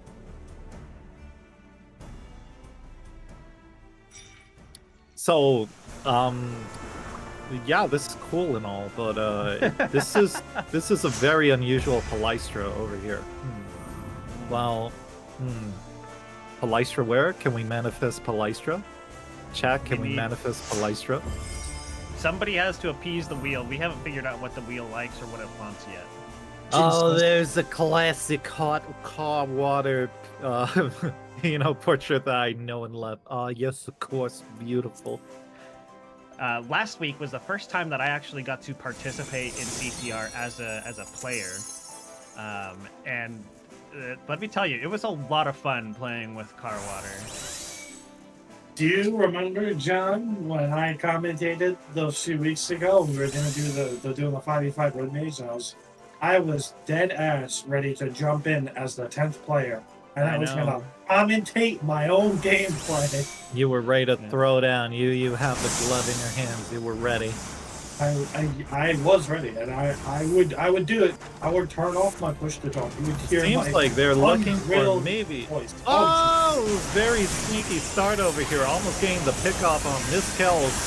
Iris Veil might be the next to follow. They are sitting in guard. Miss Kells without their guard anymore, with no MP, likely to fall over here, especially after dashing in. Might be able to. Nope, there they go. There they pop.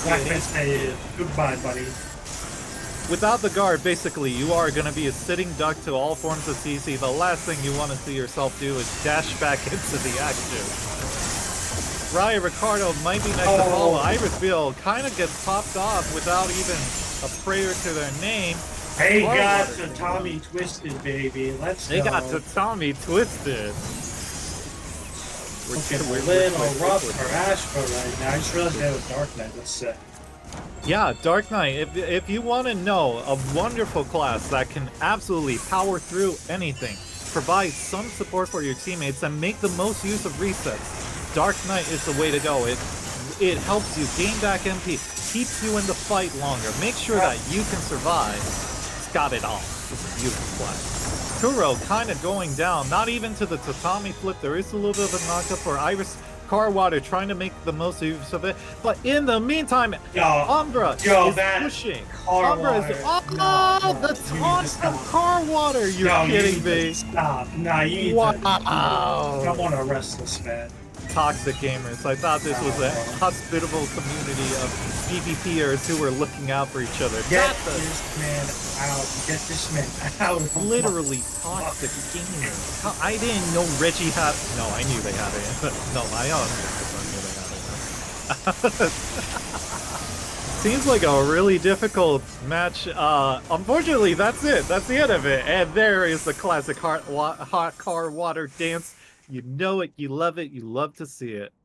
Open and close. That's it. That's how you do it. Clown Town. That's right. Mario Party. Mario Party. That was one of the games of all time over here. Definitely one of the games. A game of all. Okay. It was definitely one of the games. We're gonna do a rebalance after that one. Give Ariane a moment to rebalance the teams after that one. Yeah, that's the car waterway. Let me see here.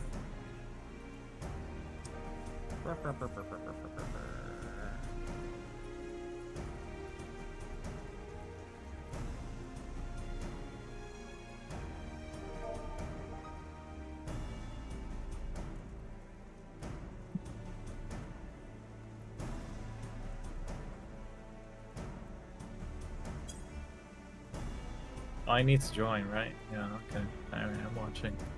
My eyes are like a hawk. I'm ready at any moment. My eyes are like a hawk. My eyes are like a hawk. I'm zoomed in on your location. I'm zooming. I'm zooming. I'm watching. I'm watching. I'm refreshing. I'm refreshing. Did I hear the mat flipper? That's right. You too can be a mat flipper. All you need to do is join in on the PvP action. Make your way over here. What do you want to say, John? What do you want? I'm trying to riz them. Come on, let me riz them. Well, it's funny because it's funny because not many people know this, but one of Snark's alts is actually Matt Flipper. Oh, I see. It's all make it. The connections are being formed. Okay, I see.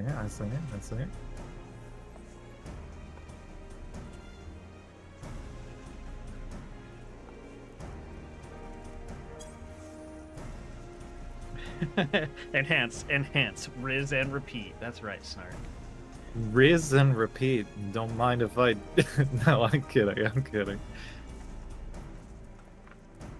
We're manifesting. We're manifesting the teams. Right. Yeah. Okay.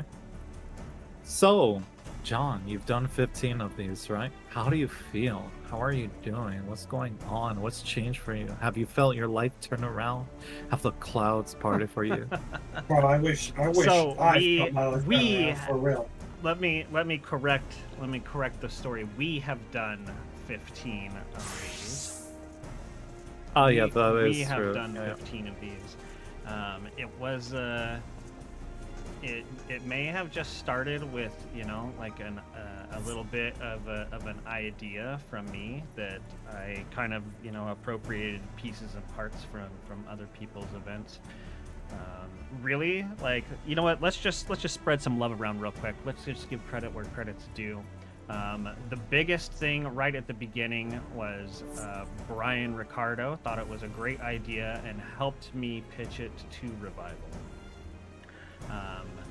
I was on board as soon as I heard it, by the way. I want to make this clear. I was on board as soon as I heard this. I was like, oh yeah, let's do this. Okay, we're going to rejoin a new party finder, by the way. Where's my party finder button? I've played this game for 10 years. I don't know where the buttons are. Let's do that. Join party. So Brian Ricardo really helped refine a lot of it and helped me pitch it to Revival. We've got to thank everyone on Revival staff that helped refine it further. We did some discussions about how to implement it, what we thought would be best. One of the things that I definitely wanted to do was I wanted to see it streamed because I wanted people to be able to come out, listen to commentators, talk them up, and tell, all the viewers, this person just made this play, this person just made this play, really boost people's engagement, boost their feelings about it. Calm Lamity, Ariane, Socks, and Census have all put in an amazing amount of work in the background. Usually, where I didn't know something or somebody else didn't know something, they've popped in to help put something together to fill in gaps. Census and Calm are always right there checking on me to make sure that I don't have any technical difficulties. We used to make jokes that it wasn't a CCR unless I had an audio issue, because 90% of these have started with me giving my intro and then somebody being muted, or battle effects not being visible, or no audio, period. Census and Calm are usually on the lookout for that. Speaking of Census has done a lot of work hyping it up, spreading the word about it, getting people involved, helping build the stream quality, helping me learn things about OBS and the game itself, even though he's a newcomer to this game. He's only been playing a short period of time. I've been playing for 10 years, and he's like, dude, you can just do this. Oh my god, thanks, bro. And then who else? Snark is always there to hype, retweet, help get things going in chat. Rogue Maniac was one of our first casters with Brian, always there helping build people up and getting people participating. So the Rogue Maniac, I love him. It's been a team effort. I've been lucky that I've got to host 12 of these events when I wasn't hosting. Socks was the host for it. Socks actually had to rescue me one time when we were doing the episode with Brian and Kogan. My computer fell all the way apart, and we had to have Socks step in and switch stream over to him. So that was one thing that we that was terrible. That was so embarrassing. You know what? I've been blabbing for a while. Let's get the wheel up. Let's see where we're going next. Yeah, I was gonna say. Not that I'm trying to rush Wheel you. of Fate, may you turn, I've been turn. waxing Tell us the poetical, lesson that and we shall learn. 10 points if you get that reference. We're gonna There's learn Volcano. There's not gonna be a Palastra today. We are not gonna see We're not gonna find Palastra. Palastra where? I think they removed Palastra in the last one, fellas. Well, everybody decided that the wheel wanted blood. I didn't see any blood spam in chat, so unfortunately, no Palastra. No Palastra. Yes, okay, Snark. That was a one-time deal. I was in. Wait. That was a one-time thing. I was under. What do you mean once? I was supposed to be a once. I was in a weak moment, and I had Kells being a bad influence. Oh no. Oh John, no. Oh no, your reputation, John. What are you doing? It's Jover. It's Jover. It's all Jover now. It's all Jover. All right, so let's go to Volcano. What do you guys think about that? I think it might be a little toasty for your feet over there, John. Make sure you Might be a get little that checked toasty out. for me. I'm already sweating buckets up here, bro. Yeah, the East Coast is a harsh mistress over here. Yes, temperatures of over 80 degrees. Oh no, I'm basically a popsicle. I melt the instant I step outside. I like a lot of the portraits going on here. Is that the default Ishgardian Knight themselves? Wow. Wow, that's actually Sinnoh over there. The Dragoon on Umbra team. Literally rocking the default Ishgardian. The only way you could probably denote who they were was those blue gloves. That's a pretty spot-on cosplay if you wanted to get near, Ishgardians and everything. Very cool, very cool. Brian Ricardo's over here on Astro, or no, not Astro, what do you call it? Sage, right? So, you're telling me they mostly play on Sage nowadays, right? That's their, like, repertoire? right? That's what they're most known for playing now. I think it's a really solid class. Engagement going on. I'm not sure what's really happening. Kuro gets picked off early on. Unfortunately, Brian Ricardo, almost a full stick of butter, gets to recuperate, but they're locked into recuperating. They don't get to guard up. So here's the number one thing to know. Unfortunately, if you are the subject of focus, you do need to get your guard up. You will continually be subjected to having your HP reduced to where you have to recuperate. You get locked in. You can't do anything else. You have to hope your team heals for you, or you just get taken out of the picture, which is what happened.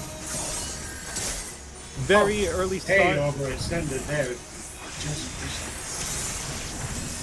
But unfortunately, Astra gets a free push to the 50.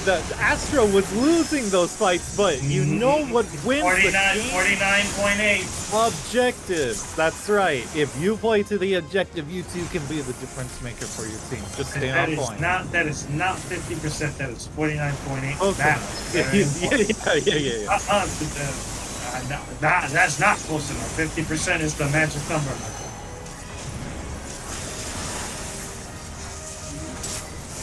The J-Rod special. You know it, you love it, you love to see it. Seems like a couple of LBs are popping off.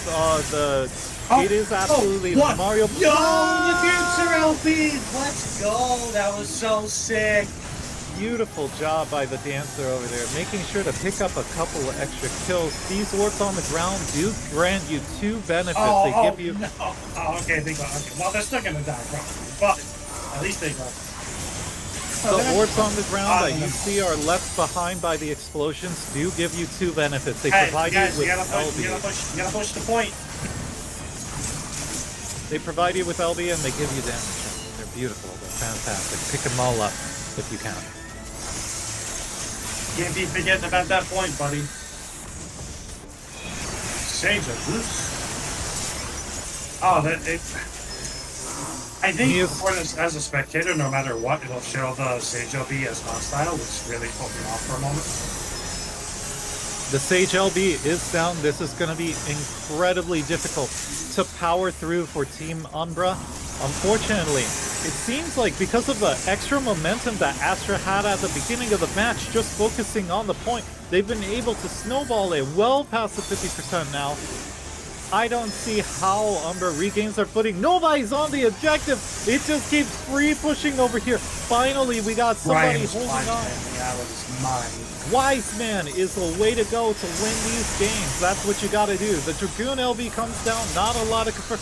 Whoa! Beautiful 3-man ult from Kuro over here, swinging the tide of battle, leaving nobody's left standing. Seems like they're all pretty much caught up in this car water, being the last one alive, but I don't see how they make it out anymore. That was a beautiful 3-piece chicken strips deep fried, really. Yeah, let's stick with that. Yeah, that works. Oh, beautiful Samurai LB. Beautiful, beautiful stuff. So that's all right. That is a win for Astra. So this is going to be going to game 3. Yo, let's go. This is my first game 3. Thank you, everybody. I'm very happy about this. All right. This is our last chance. This is it. Are we going to see a Cloud9 or a Palystra?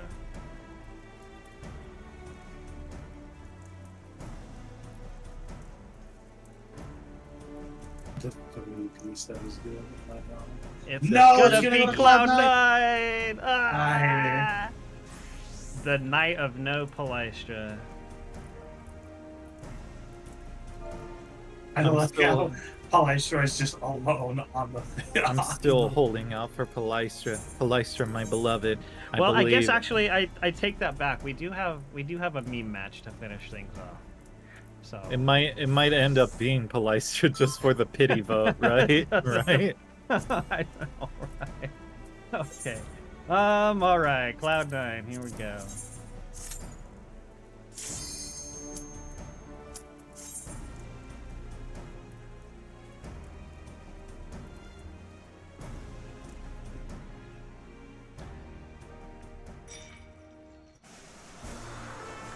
So, speaking of meme matches, what do you guys want to see tonight? I usually try to plan it out in advance, but we didn't this week. What do you guys want to see? I already decided. We're doing 10v10 Paladin. Or 5v5 Paladin. 5v5 Paladin Smoosh, what do you think? I think one of the best matchups you can have are dancers, because the dancers just taunt each other, and they taunt each other, and they taunt each other out of taunt, and they taunt each other while in taunt. You gotta love it. Like, dancer is the way to go. Beautiful, you just see spinning everywhere. Nobody can take action for 12 seconds over here. Beautiful, wonderful time. Would 10 out of 10 would recommend. Everybody spinning and beautiful and falling in love. Yes, that's right. That's right. All the hearts flying around, all the pink auras floating off of each other, the girl smell everything everywhere. The whole 9 yards, you know. Definitely. All right, Miss Youngie in chat says, do dance off. Sounds like a blast. Hey, if you guys want to do dance off, you're gonna do dance off. Dance off. We're gonna have Footloose over here. Wow, that kind of dates me a little bit. Jesus. All right, oh, Kevin you Bacon, in let's the chat. see what's going on here. Kevin Bacon, how dare you? Carwater game focused out a little bit. Sinnoh and Miyahart kind of playing it really close to the front over here in melee range. Mia trying to back off, but unfortunately Sinnoh does go down. Like I said, most of the time over here in C9, melees are surely the first ones to go down. That's actually why you see on the other team, they're only running Kuro as their main melee. Daddy Chile trying to make the most of the opportunity to try and get out of it. They are getting primal rended. I don't think there's a lot of burst damage left with the warrior. They still get taken out because Miss Kel is securing the kill. Iris is trying to play it up to it. Unfortunately, they are getting chased all the way back into base. They're getting taunted on, getting slam dunked. Iris is down. Carnage got solo and ulted by Sinnoh is the only one who might be able to stall the point. Unfortunately, Daddy Chile still needs to kind of run back. That's the other part of this map that I tend to hate. It's so difficult to catch up back into the action. Carwater trying to rally, maybe. Maybe he can stall out with stealth. Unfortunately, it's a very, very solid lead for Astra with not a lot of wiggle room to get anything else done. Mick is doing the right thing to hold the front, maybe hold a corner, but they are doing their best to make sure they're ready to hop in as soon as they need to initiate. Iris dies on a full stick of butter. Disgusting! Disgusting! Absolutely filthy. Get the net out of here. Absolutely filthy. Polymorph in the Yoshi P, please nerf. Oh, wow. Samurai died with Elvia? Damn. Oink oink piggy, ain't that right? Is it actually a piggy? I felt like it was an imp or something. It probably is. Daddy Chile goes down. Sinnoh. Also, I think the warrior just missed with their Elvia. I don't think they hit anyone. No, they didn't manage to get Sinnoh, which guaranteed the kill due to the pop from the fall damage. Okay. So they were actually left defenseless. They couldn't guard up for the tornado. That's how they guaranteed that kill. And it looks like Astra's pretty much securing the win. Maybe one person left. Carwater is holding on the point. Maybe they'll Dokkan, maybe they'll Suicon, maybe they'll Con. Nope. Maybe they'll die to tornado because they didn't look both ways before crossing the road. When you get Mon, the last thing you worry about is what animal you were. This is very true. You have a fair point. I am not thinking, I am an animal. I am thinking, they polymorphed me again. Yep, it hurts. It hurts. Oh boy, howdy. Okay. But when you get polymorphed, you get choose two different animals? I thought it was always the same little guy. Sorry, John. I have to add one more person to our shout outs from earlier. It was Marcella Kaiser from Revival Discord that actually made our randomizer and spreadsheet. So shout out to Marcella for building this tool. It's been amazing. So it is time for meme match. I'm gonna disband this party.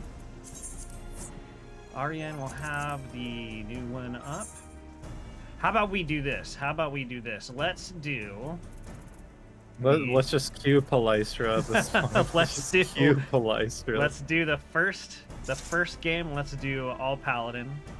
The second game, let's do all Dancer.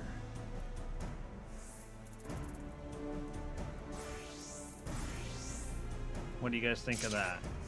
Pretty Work good. Pretty for good. me. I approve. Right, it's to swap characters for it. Fair enough.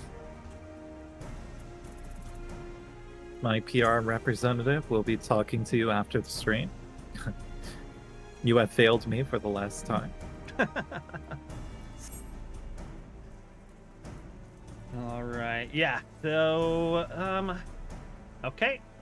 Let's, please stop tells. All right. We're stopping the tells, Ariane. Thank you. Let's get some hearts in chat for Ariane, running all the registration. It's a busy job. You got to make sure that you get everybody that sends you a tell. You got to go through your chat log back and forth to make sure you didn't skip anyone. Let's get some love in chat for Ariane. Thank you so much. We appreciate everything you're doing. This has been, it's been amazing for me. Usually I'm like bouncing between like 5 or 6 different windows, trying to keep lists going. This has been awesome. This has been really awesome. Not gonna lie.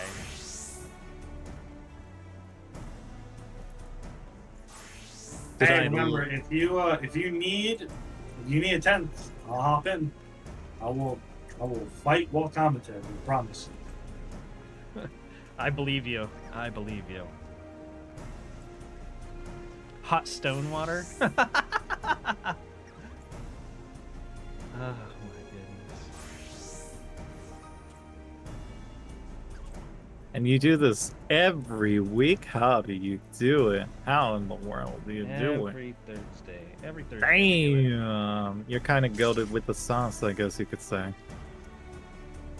This is Drink actually it? this is my first week back after 3 weeks off. Socks, Goodness gracious. Calm, Ariane, Serathel.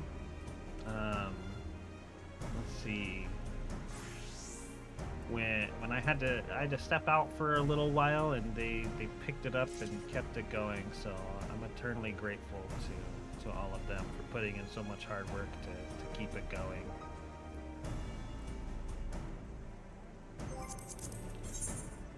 What do you think is the next step for you? What do you wanna do? What do you think is the future of Revival looking like? I can't really speak to that. For me, Revival is, it's a community that I participate in events with. I'm not an owner or staff or anything, so I'm not part of any plans for Revival's future. I'm just here to participate in good times, PvP, beating up people, making friends with them, and then that's my thing. Building on the community. Damn right, Mm-hmm. damn right. That's how we do it. PR, baby. That's how we do it. Very pog, much nodders. Correct. Very pog much daughters. Yeah, perfect.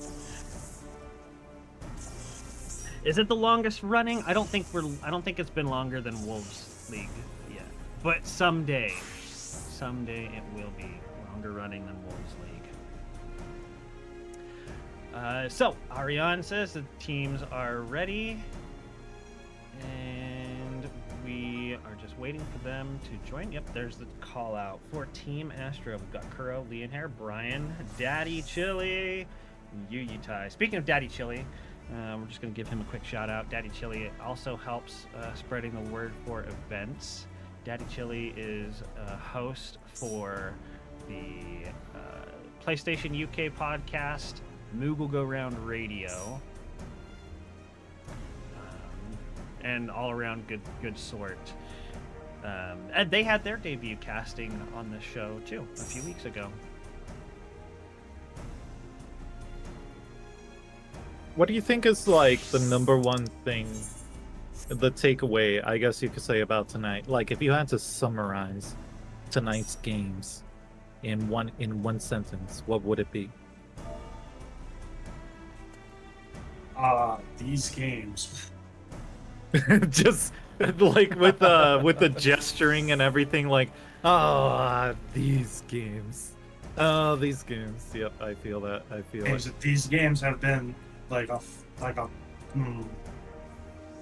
just leave it open ending and every ellipses, right? The 3 periods. I'm trying to think of a good way to put it, but these games have basically been like kind of like a fucking truck just barreling through like a shop or something. Like honestly, one team just hits hard and then just hits hard. Yep, and they keep snowballing that point. We had one very close game that could have gone either way. That game was definitely a nail biter through and through.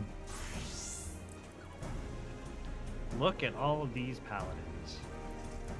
All of these paladins. We are missing one person on each team. You want to get in there, Anthony?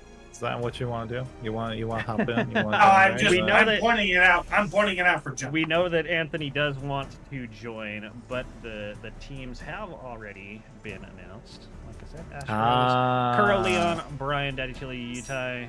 I missed Team Umbra. Where's Team Umbra? Team Umbra is Kaede, Michael, Sarah, Miss Kells, and Alice. Looks like all we're waiting on is Kaede. Wait on Kaede.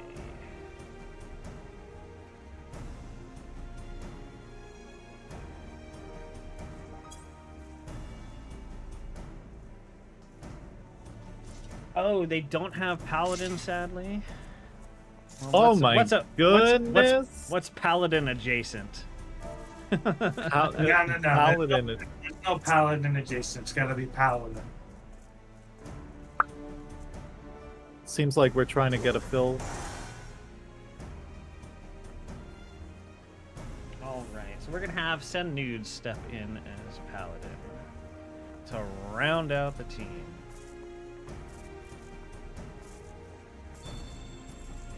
While they're doing that, I'm going to repopulate the wheel. I think this is more paladins I've seen in my entire CC career playing the game.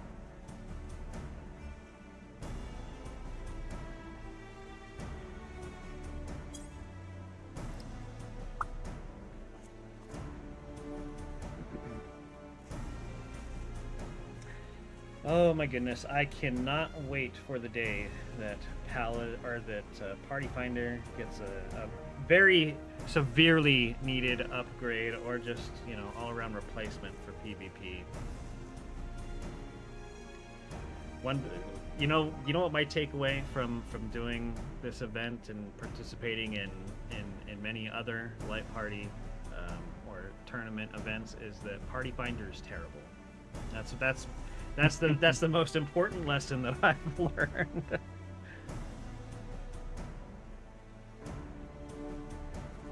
We are having some trouble.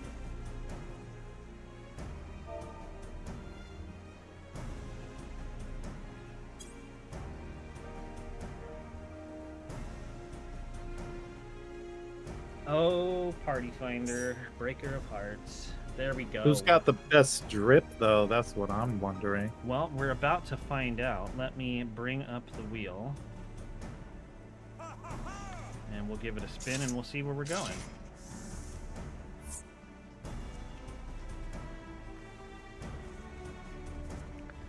Oh my god, it's gonna be Palystra! Yay! Wait, really? Can you believe that? Look! Oh my god, we manifested Palystra. It's real! Let's go! I knew I'd see Palystra someday. Oh my Let's God. go! The One Piece is Oh, real. One Piece is real. Believe in you who believes in me who believes in the One Piece. Oh my god, I love you guys. This is the most fun I've had in a long time. Well, Daddy hey, Chili, you know. not ready. Let's see. They're probably just hitting the target dummy. Sometimes. Well, hey, you know, $50 is $50, so keep it rolling, and we'll see how many weeks I'll join. Oh my goodness.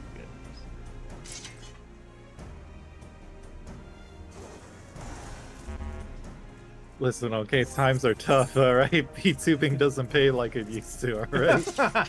I need to pay off this model. I'm like 5k under. Come on, man. Oh my god, come on, man. Nah, I'm kidding. Come on, man. My self-esteem. You guys My are getting paid? self-esteem. No. Yeah, exactly, right? No one's, The one no one's VTuber getting who sinks paid. like 10k going like, wait, you guys are getting paid? Even the casters are on Paladin. Oh, you know it. You love it. You love to. Wow, look at the drip. Damn, Daddy Chile. I didn't know you were so chill like that. I'm liking what I see so far. Yeah, Sarah's looking really sick over there. Mick seems to have been caught up over here somehow, finding their way into this match. All right, all right, all right. So I imagine there will be a couple of covers going off. Wait, if you cover each other, does it cancel out? What happens exactly? We don't know what happens yet. We don't know what happens yet. You're getting paid? Well, I mean, 50 bucks is 50 bucks. Alice has very high quality cat girl. Yes, Alice definitely has something very nice going on with their cat girl. Yes, indeed. Definitely. Absolutely. It's lovely to see such a variety of different races out here. Definitely, for sure. I love seeing the customization. I love seeing the different characters. Beautiful. Alright, imagine a couple of covers are going out, a couple Confidiers. Alright. Yeah, there's a Confidier. There's a Confidier. Ryan already popped that one. There's the cover. Okay, and there's the cover. Alright, we're starting to see a couple covers going up. Alright, there's a couple covers going up. Alright, there's a couple there's a couple Sheltrons going up. Yep, couple shields. Nobody's dying yet, by the way. Like, everybody's pretty much almost at full health. Yu's looking a little bit sketchy, but I imagine He got he'll be covered, okay. but he ran off. Yeah. Looks like everybody else is gonna live. Newsflash. Paladin doesn't have a lot of damage, so we might be here a while. There's a couple of Sheltrons, a Confidier going off, Confidier flying back, Confidier flying into the fray, Confidier falling on the other team. But so far it seems like Umber's still able to manage to lead. Brian Ricardo getting stunned, and that's about it because there's no damage on either team. Ryan's low on MP. I'm pretty sure they'll be able to just walk out of this very casually.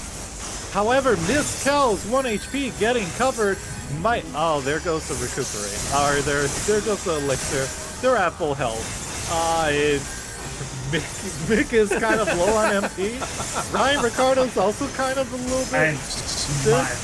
There are the Sheltrons. Daddy Chile's trying their best to stay alive in this situation, but I feel like they're going to be okay. There's the cover from Daddy Chile. Seems like they might be able to back up, reset. They're getting cover to make sure they can get the potion off. There they go, getting the potion off. It seems like everybody's going to be very healthy. Everybody has their LBs because nobody has died this match.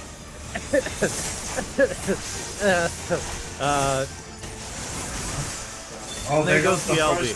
Shizuku's gonna be able to heal up to full over here. Wouldn't you know it? We got two LBs going off on Astra's side. Nobody's dying. Everybody's getting that 50% mitigation on top of the invulnerability, on top of whoever they guard up. People are starting to pop their standard elixirs left and right. Mick is looking a little low, but don't worry about it. He can just pop the Hallowed Ground whenever he wants. Mick is still getting covered, might be able to pop Hallowed Ground immediately after, not taking any damage. I don't think his partner is taking any damage. He does get the standard elixir off. Miss is kind of looking a little low, but there's the cover, so they'll be able to standard elixir immediately after.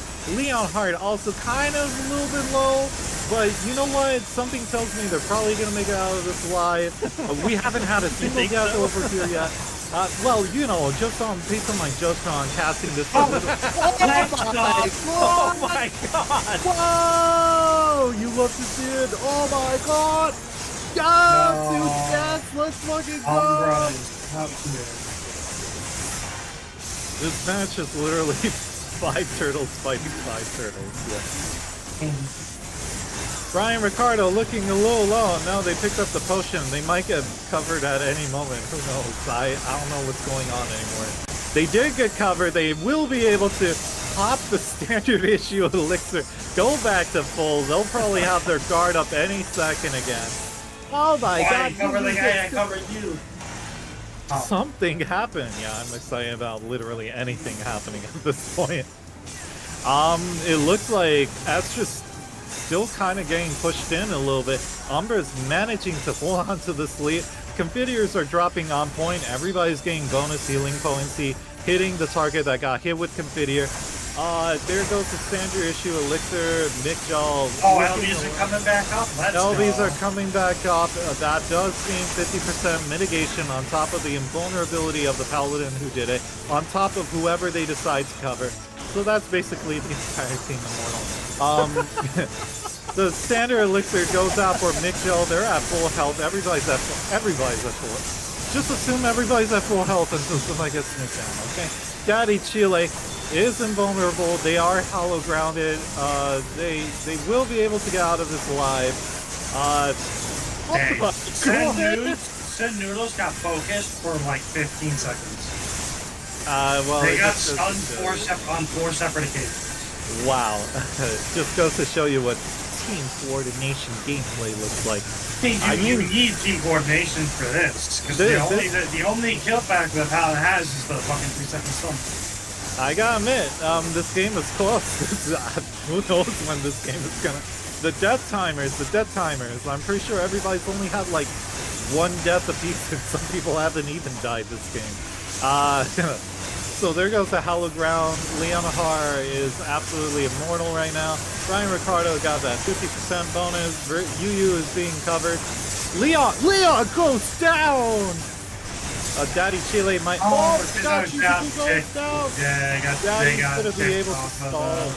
Daddy's 100% gonna be able to stall this out to the full. Brian Ricardo still kind of climbing towards their LB. They might be able to make it if they do get covered or something, which I imagine might happen. In the meanwhile, Umbra is just kind of trudging through all of this, no problem. Nobody's taking any damage. Mizcal's kind of looking low, but gets the reset free. Yu does get the reset. Brian Ricardo still looking low, gets covered, which means they're guaranteed to hit their LB. They are going to be able to get their standard issue elixir off, which means they're at full health. Yu's trying to hold on for dear life, but something tells me they're not going to get nuked down immediately. In the back of my brain, Shizu's looking a little bit low. Just a tiny bit low. They're out of mana. They might actually get focused up, but there's 50% mitigation from... Brian has his LB. Brian has his LB, hasn't used it yet. Yu's over here, finally done with their Daddy Chile getting low, but gets immediately covered. And he covered somebody at the same time. Fantastic. He couldn't pop because I think he actually covered somebody, so he's still taking the damage as it goes through the other cover.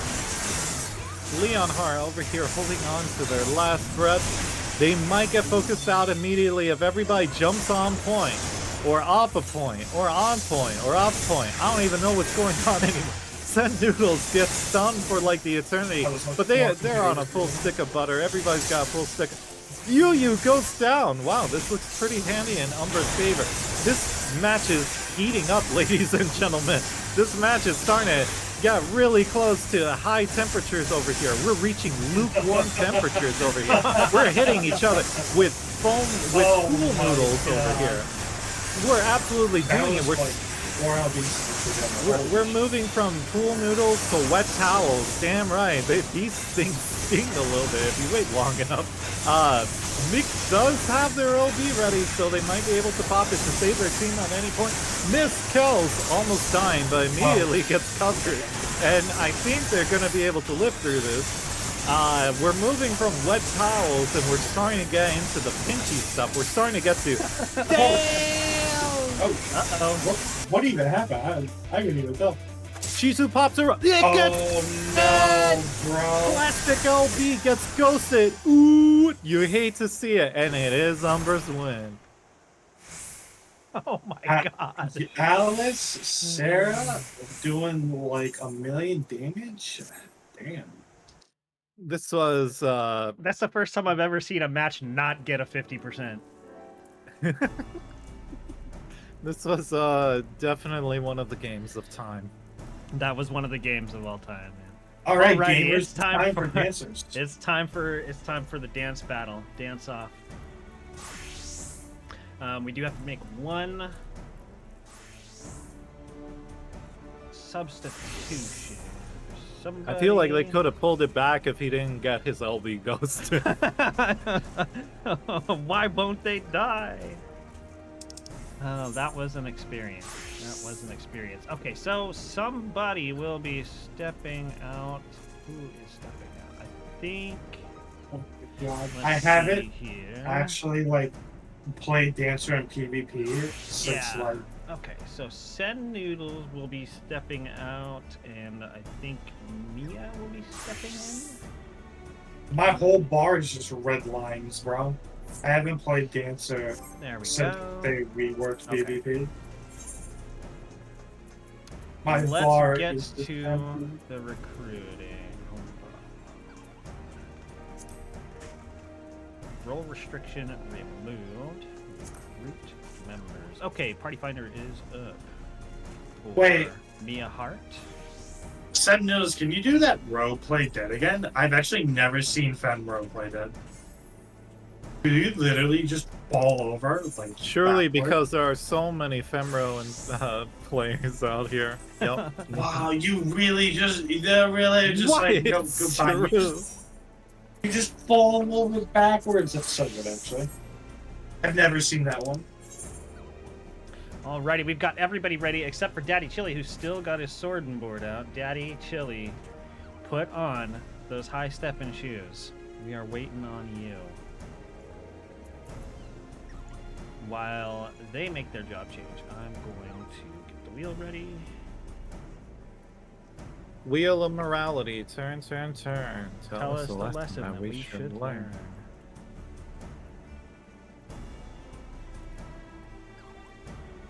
I still have medical kit on my bar. Cure potency 3000 increases to 6000 as HP decreases. Leg brace, foot brace, halt. My bars are ancient. You know what? I'm not even gonna touch them. I'm just gonna leave them as is. And it's Cloud9 for C9 low. Dancer. C9 low. Oh boy. Dancer and Cloud9? We're about it. Alright, I'm going to run a ready check, and then we're going to go in. This will be our last fight of the night. And then we will do our prize drawing. Do I get a prize? You get my unconditional and undying love, affection, and support, Smoosh. But I guess you already had that, though. So. Is that it? Damn, okay. I'll send you a feet pic later, bud. Oh yeah, no, you're talking. Damn, Damn. I mean, feet pic's a feet pic. Have you seen John's feet? You can absolutely look at John's feet. Apparently, it's there. Go scour the internet. It's apparently real. Go look. Everybody. Go do it. All right, Cloud9. Let's dance our asses off, everybody. I really felt your enthusiasm when you said, "Oh no, don't do it. No, don't look at my feet. No." Anyway. Okay. All right, Cloud9. That's where we're going. Hell yeah, let's go. Let's go.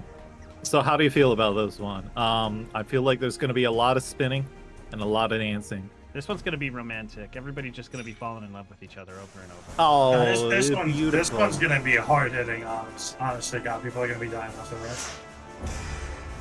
I guess you could consider this your average RP venue then, right? Absolutely. Right. Yep. Right. This is our last. I take a little bit of offense to that. I work. That's your average Eorzean bar experience right here. This is how it goes down. I work at 3 RP venues, my friend. I take a little bit of offense to this. So I kind of hit the nail on the head. Ooh, that's what I'm Well, hearing. Ooh, I see. Depends on which one you go. So I'm noting which bars. Where do I go next Friday? Hello? It's not bar. bars or something else. I'm noting, I'm denoting. DM me. Are you sure? No. Keep it PG. Brian Ricardo over here on the dancer over here. We got Leonhard Kane on dancer. Daddy Chile on the dancer. Wait, why did you all dance partner Alice? Shizuko is on dancer. Yu managed to switch off of their samurai, their beloved samurai, and they're on dancer. And Yu, the first to get focused out as usual for some reason. Miss Kells is on the dancer. Mia Hart is managing to use her dancer, I guess. Sarah Stell is dancing it up this round. Mia goes down immediately. Yo, that was a lot of burst. Yo, Astra needs to just focus Alice. If Alice dies, every single other dancer loses their dance partner. There are 4 dance partners on Alice for some reason over here. If only you could dance partner yourself. I don't think Alice loves. Oh no, Alice. Wow. There's a lot of burst damage, I have to admit. Like, if these dancers want you dead, you're probably not living. There's a lot of spinning going on, a lot of circles, AoEs going off. And you know about circle AoEs. Nobody can manage to avoid them for the life of it. Oh, I'm sorry, PvE community. Did I just call you out? Shizuko over here managing to hold on. Might be able to recover. Miss Kells kind of in the thick of it, but they have their team to back them up. They are making the push to the 50%. And it seems like Brian Ricardo is getting kind of focused out. They might be able to recover. First dancer LBs are coming up. First dancer LBs are starting to come out. There's the initial charm. There's the follow-up charm. Oh my god. I don't think they get through this. Whoa! Nobody dies because everybody was dancing. Because everybody's dancing. Because everybody's dancing. Anyway, so... dancer, great class, fantastic class where zero damage. Still LBs to Garage, by the way. This is your classic dancer experience where everybody dances and nobody deals damage. Daddy Chile goes down, but unfortunately, that does leave them in a 4v5 situation. The dancer LB goes out. Not a lot of damage. It seems like there's not much follow-up going on over here. It seems like everybody else is going to be able to get out scot-free. What is interesting is that Umbra is running Sarah low with on an actual good Sarah's LBs have been on point all the time. Definitely, absolutely. It seems like they might be able to secure a tornado couple kills. reminds you to look both ways before crossing the street. Remember, kids, look both ways before crossing. There's a dancer LB from Daddy, and you know it's going to be a potent one. But unfortunately, his team doesn't follow up with the damage, so everybody just kind of leaves him on a rope. You just go into the tornado, and the tornado says, alright, back. Daddy goes down. You hate to see it. Shizuko goes down. This is looking like a pretty cut and dry case of didn't dance hard enough, right? Somebody should have watched Footloose over here. Sorry, Brian tried to dash out of it too. Brian might be is holding on to their pride. They're grabbing the potion. They're dancing. They're moving. They're dancing. They're jumping. They're moving. Unfortunately, they are at the doorstep. Umbra is literally 4% away from their victory, and a beautiful dance combination. One person dies off of it. Go. I can't even tell whose dances these are. I literally... Oh, Astra, come back. Let's go. I literally can't tell who's dancing anymore. I'm just gonna say they're dancing. After those kills... Alice goes down. Get it. Alice goes down. The main character goes down. The anime protagonist is down. It's all over now. Oh no, you hate to see it. The one with the 4 dance partners and himself managed to go down. Oh no. It's all over now. Sarah is trying to this might be the start of a comeback. Unironically, I'm not even kidding. This might be the start of a good thing. Classic C9 moment. It's all over now. There you go. Leo Hart dancing it up, doing some range damage. Because these are ranged characters. They're all ranged characters. Shizuko kind of in the thick of it. Wise manning the point, trying to get in the middle without dying immediately. The Dancer LBs are starting to build up. Some of them are starting to go out. I don't see anybody starting to pop anybody yet. Daddy Chile might go down over here. Unfortunately, dies with a full something stick of happened butter. because he stopped moving and just didn't do anything. I think there's something gonna happen there. Mick had a pretty good dance, unfortunately, isn't able to capitalize a lot off of it. It is overtime, which means that Astro will have to stay on the point no matter what, which, as we know, is when the dancer shines the most, because he can't do anything about all the dances going off, and everybody's getting charmed, and everybody's dancing, and everybody's spinning, and there's a lot of pink effects going off. I can barely see what's going on. Umber wins. Umber won. Well, the comeback was almost the thing. Umber Oh wins. my god, that was a good time. That was brilliant. Okay, all right, so we're way over our time limit. We're gonna go right into spinning for our first prize of the night. First prize for tonight is going to be a $10 Mog Station item of your choice. Let's see who wins. Whoever wins has to get on my friends list to start the 72-hour lockout timer to make sure that we get it to them. Oh my god, it's gonna be Alice! Congratulations, Alice. Alice, if you're not already on my friends list, I think you might be. Send that right now so we can get the timer going if you're not already on my friends list. And otherwise, feel free to DM me via Twitch or... oh, and there's the friend request. Let me start that here. Alright. So feel free to DM me via Twitch or Discord or Twitter or where the hell ever. I'm John is Dead everywhere under the sun. And let me know what you want from the Mog Station. And our second prize for the night, 1 million gil, donated by Daddy Chili. Thank you so much for that donation. I didn't know Daddy Chili was Mr. Monopoly over here. Damn. Wait, what It's is... going to be Mia. Mia Hart, congratulations. 1 million gil, come trade me. As soon as we end the show. Don't disappear after we end the show, which we're working on right now. So just to hustle things along, this has been week 15 of Crystalline Conflict Roulette here on Sunny Diabolos. Joining me tonight at the desk, we had, for his second night out here, CEO Anthony. Anthony, do you have any parting words for our viewers at home? Always fun. I'm always glad to be here. I was actually supposed to be here last week, but I had an emergency come up. Socks did cover me. I very much appreciate Socks. This could have been my third time. I'm hoping to get a third time because I like commentating. I like being there. I like supporting the guys. This Revival is my home, so. I appreciate everybody who came out. I also, appreciate everybody who stopped in to view. I hope you all had a very fun time playing and watching and listening to us and our shenanigans. All right, and for their first time PvP casting with us, and just hit it out of the park, Smooshified. Thank you for coming, thank you for participating with us, and thank you for bringing your energy. Do you have any parting words for our viewers at home?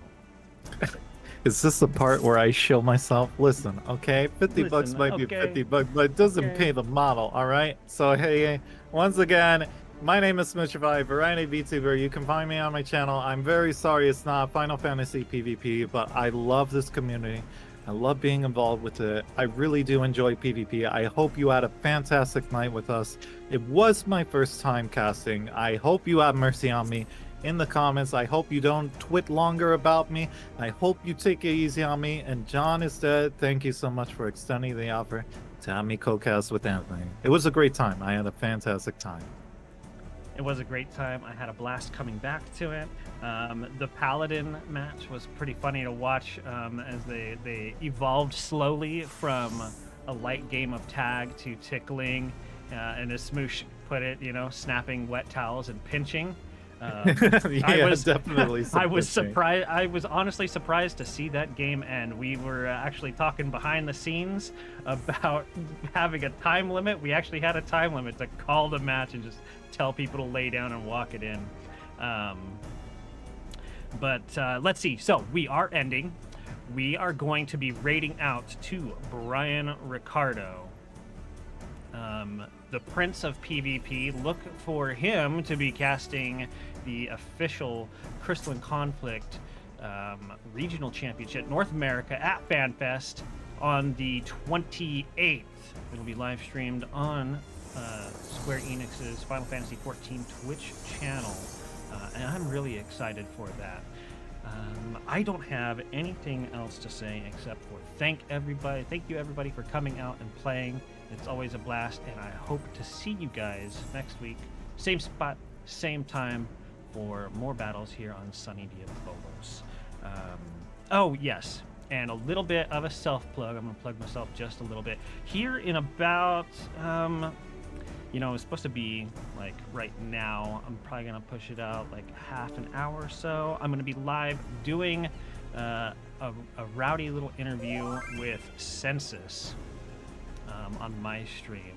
So if you want to know about the allure of hot lizard girls and what he does behind the scenes for the community, please join us for that. What was that first part?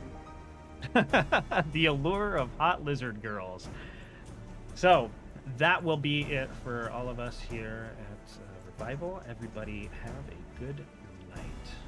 I'm gonna assume he's read the Leslie Argonian Maid or something like that, right? I'm pretty sure. All right. No. We're saying goodnight. We are rating Brian Ricardo. Everybody say. Good night. Everybody Good said night, love to everybody. Brian. Good night.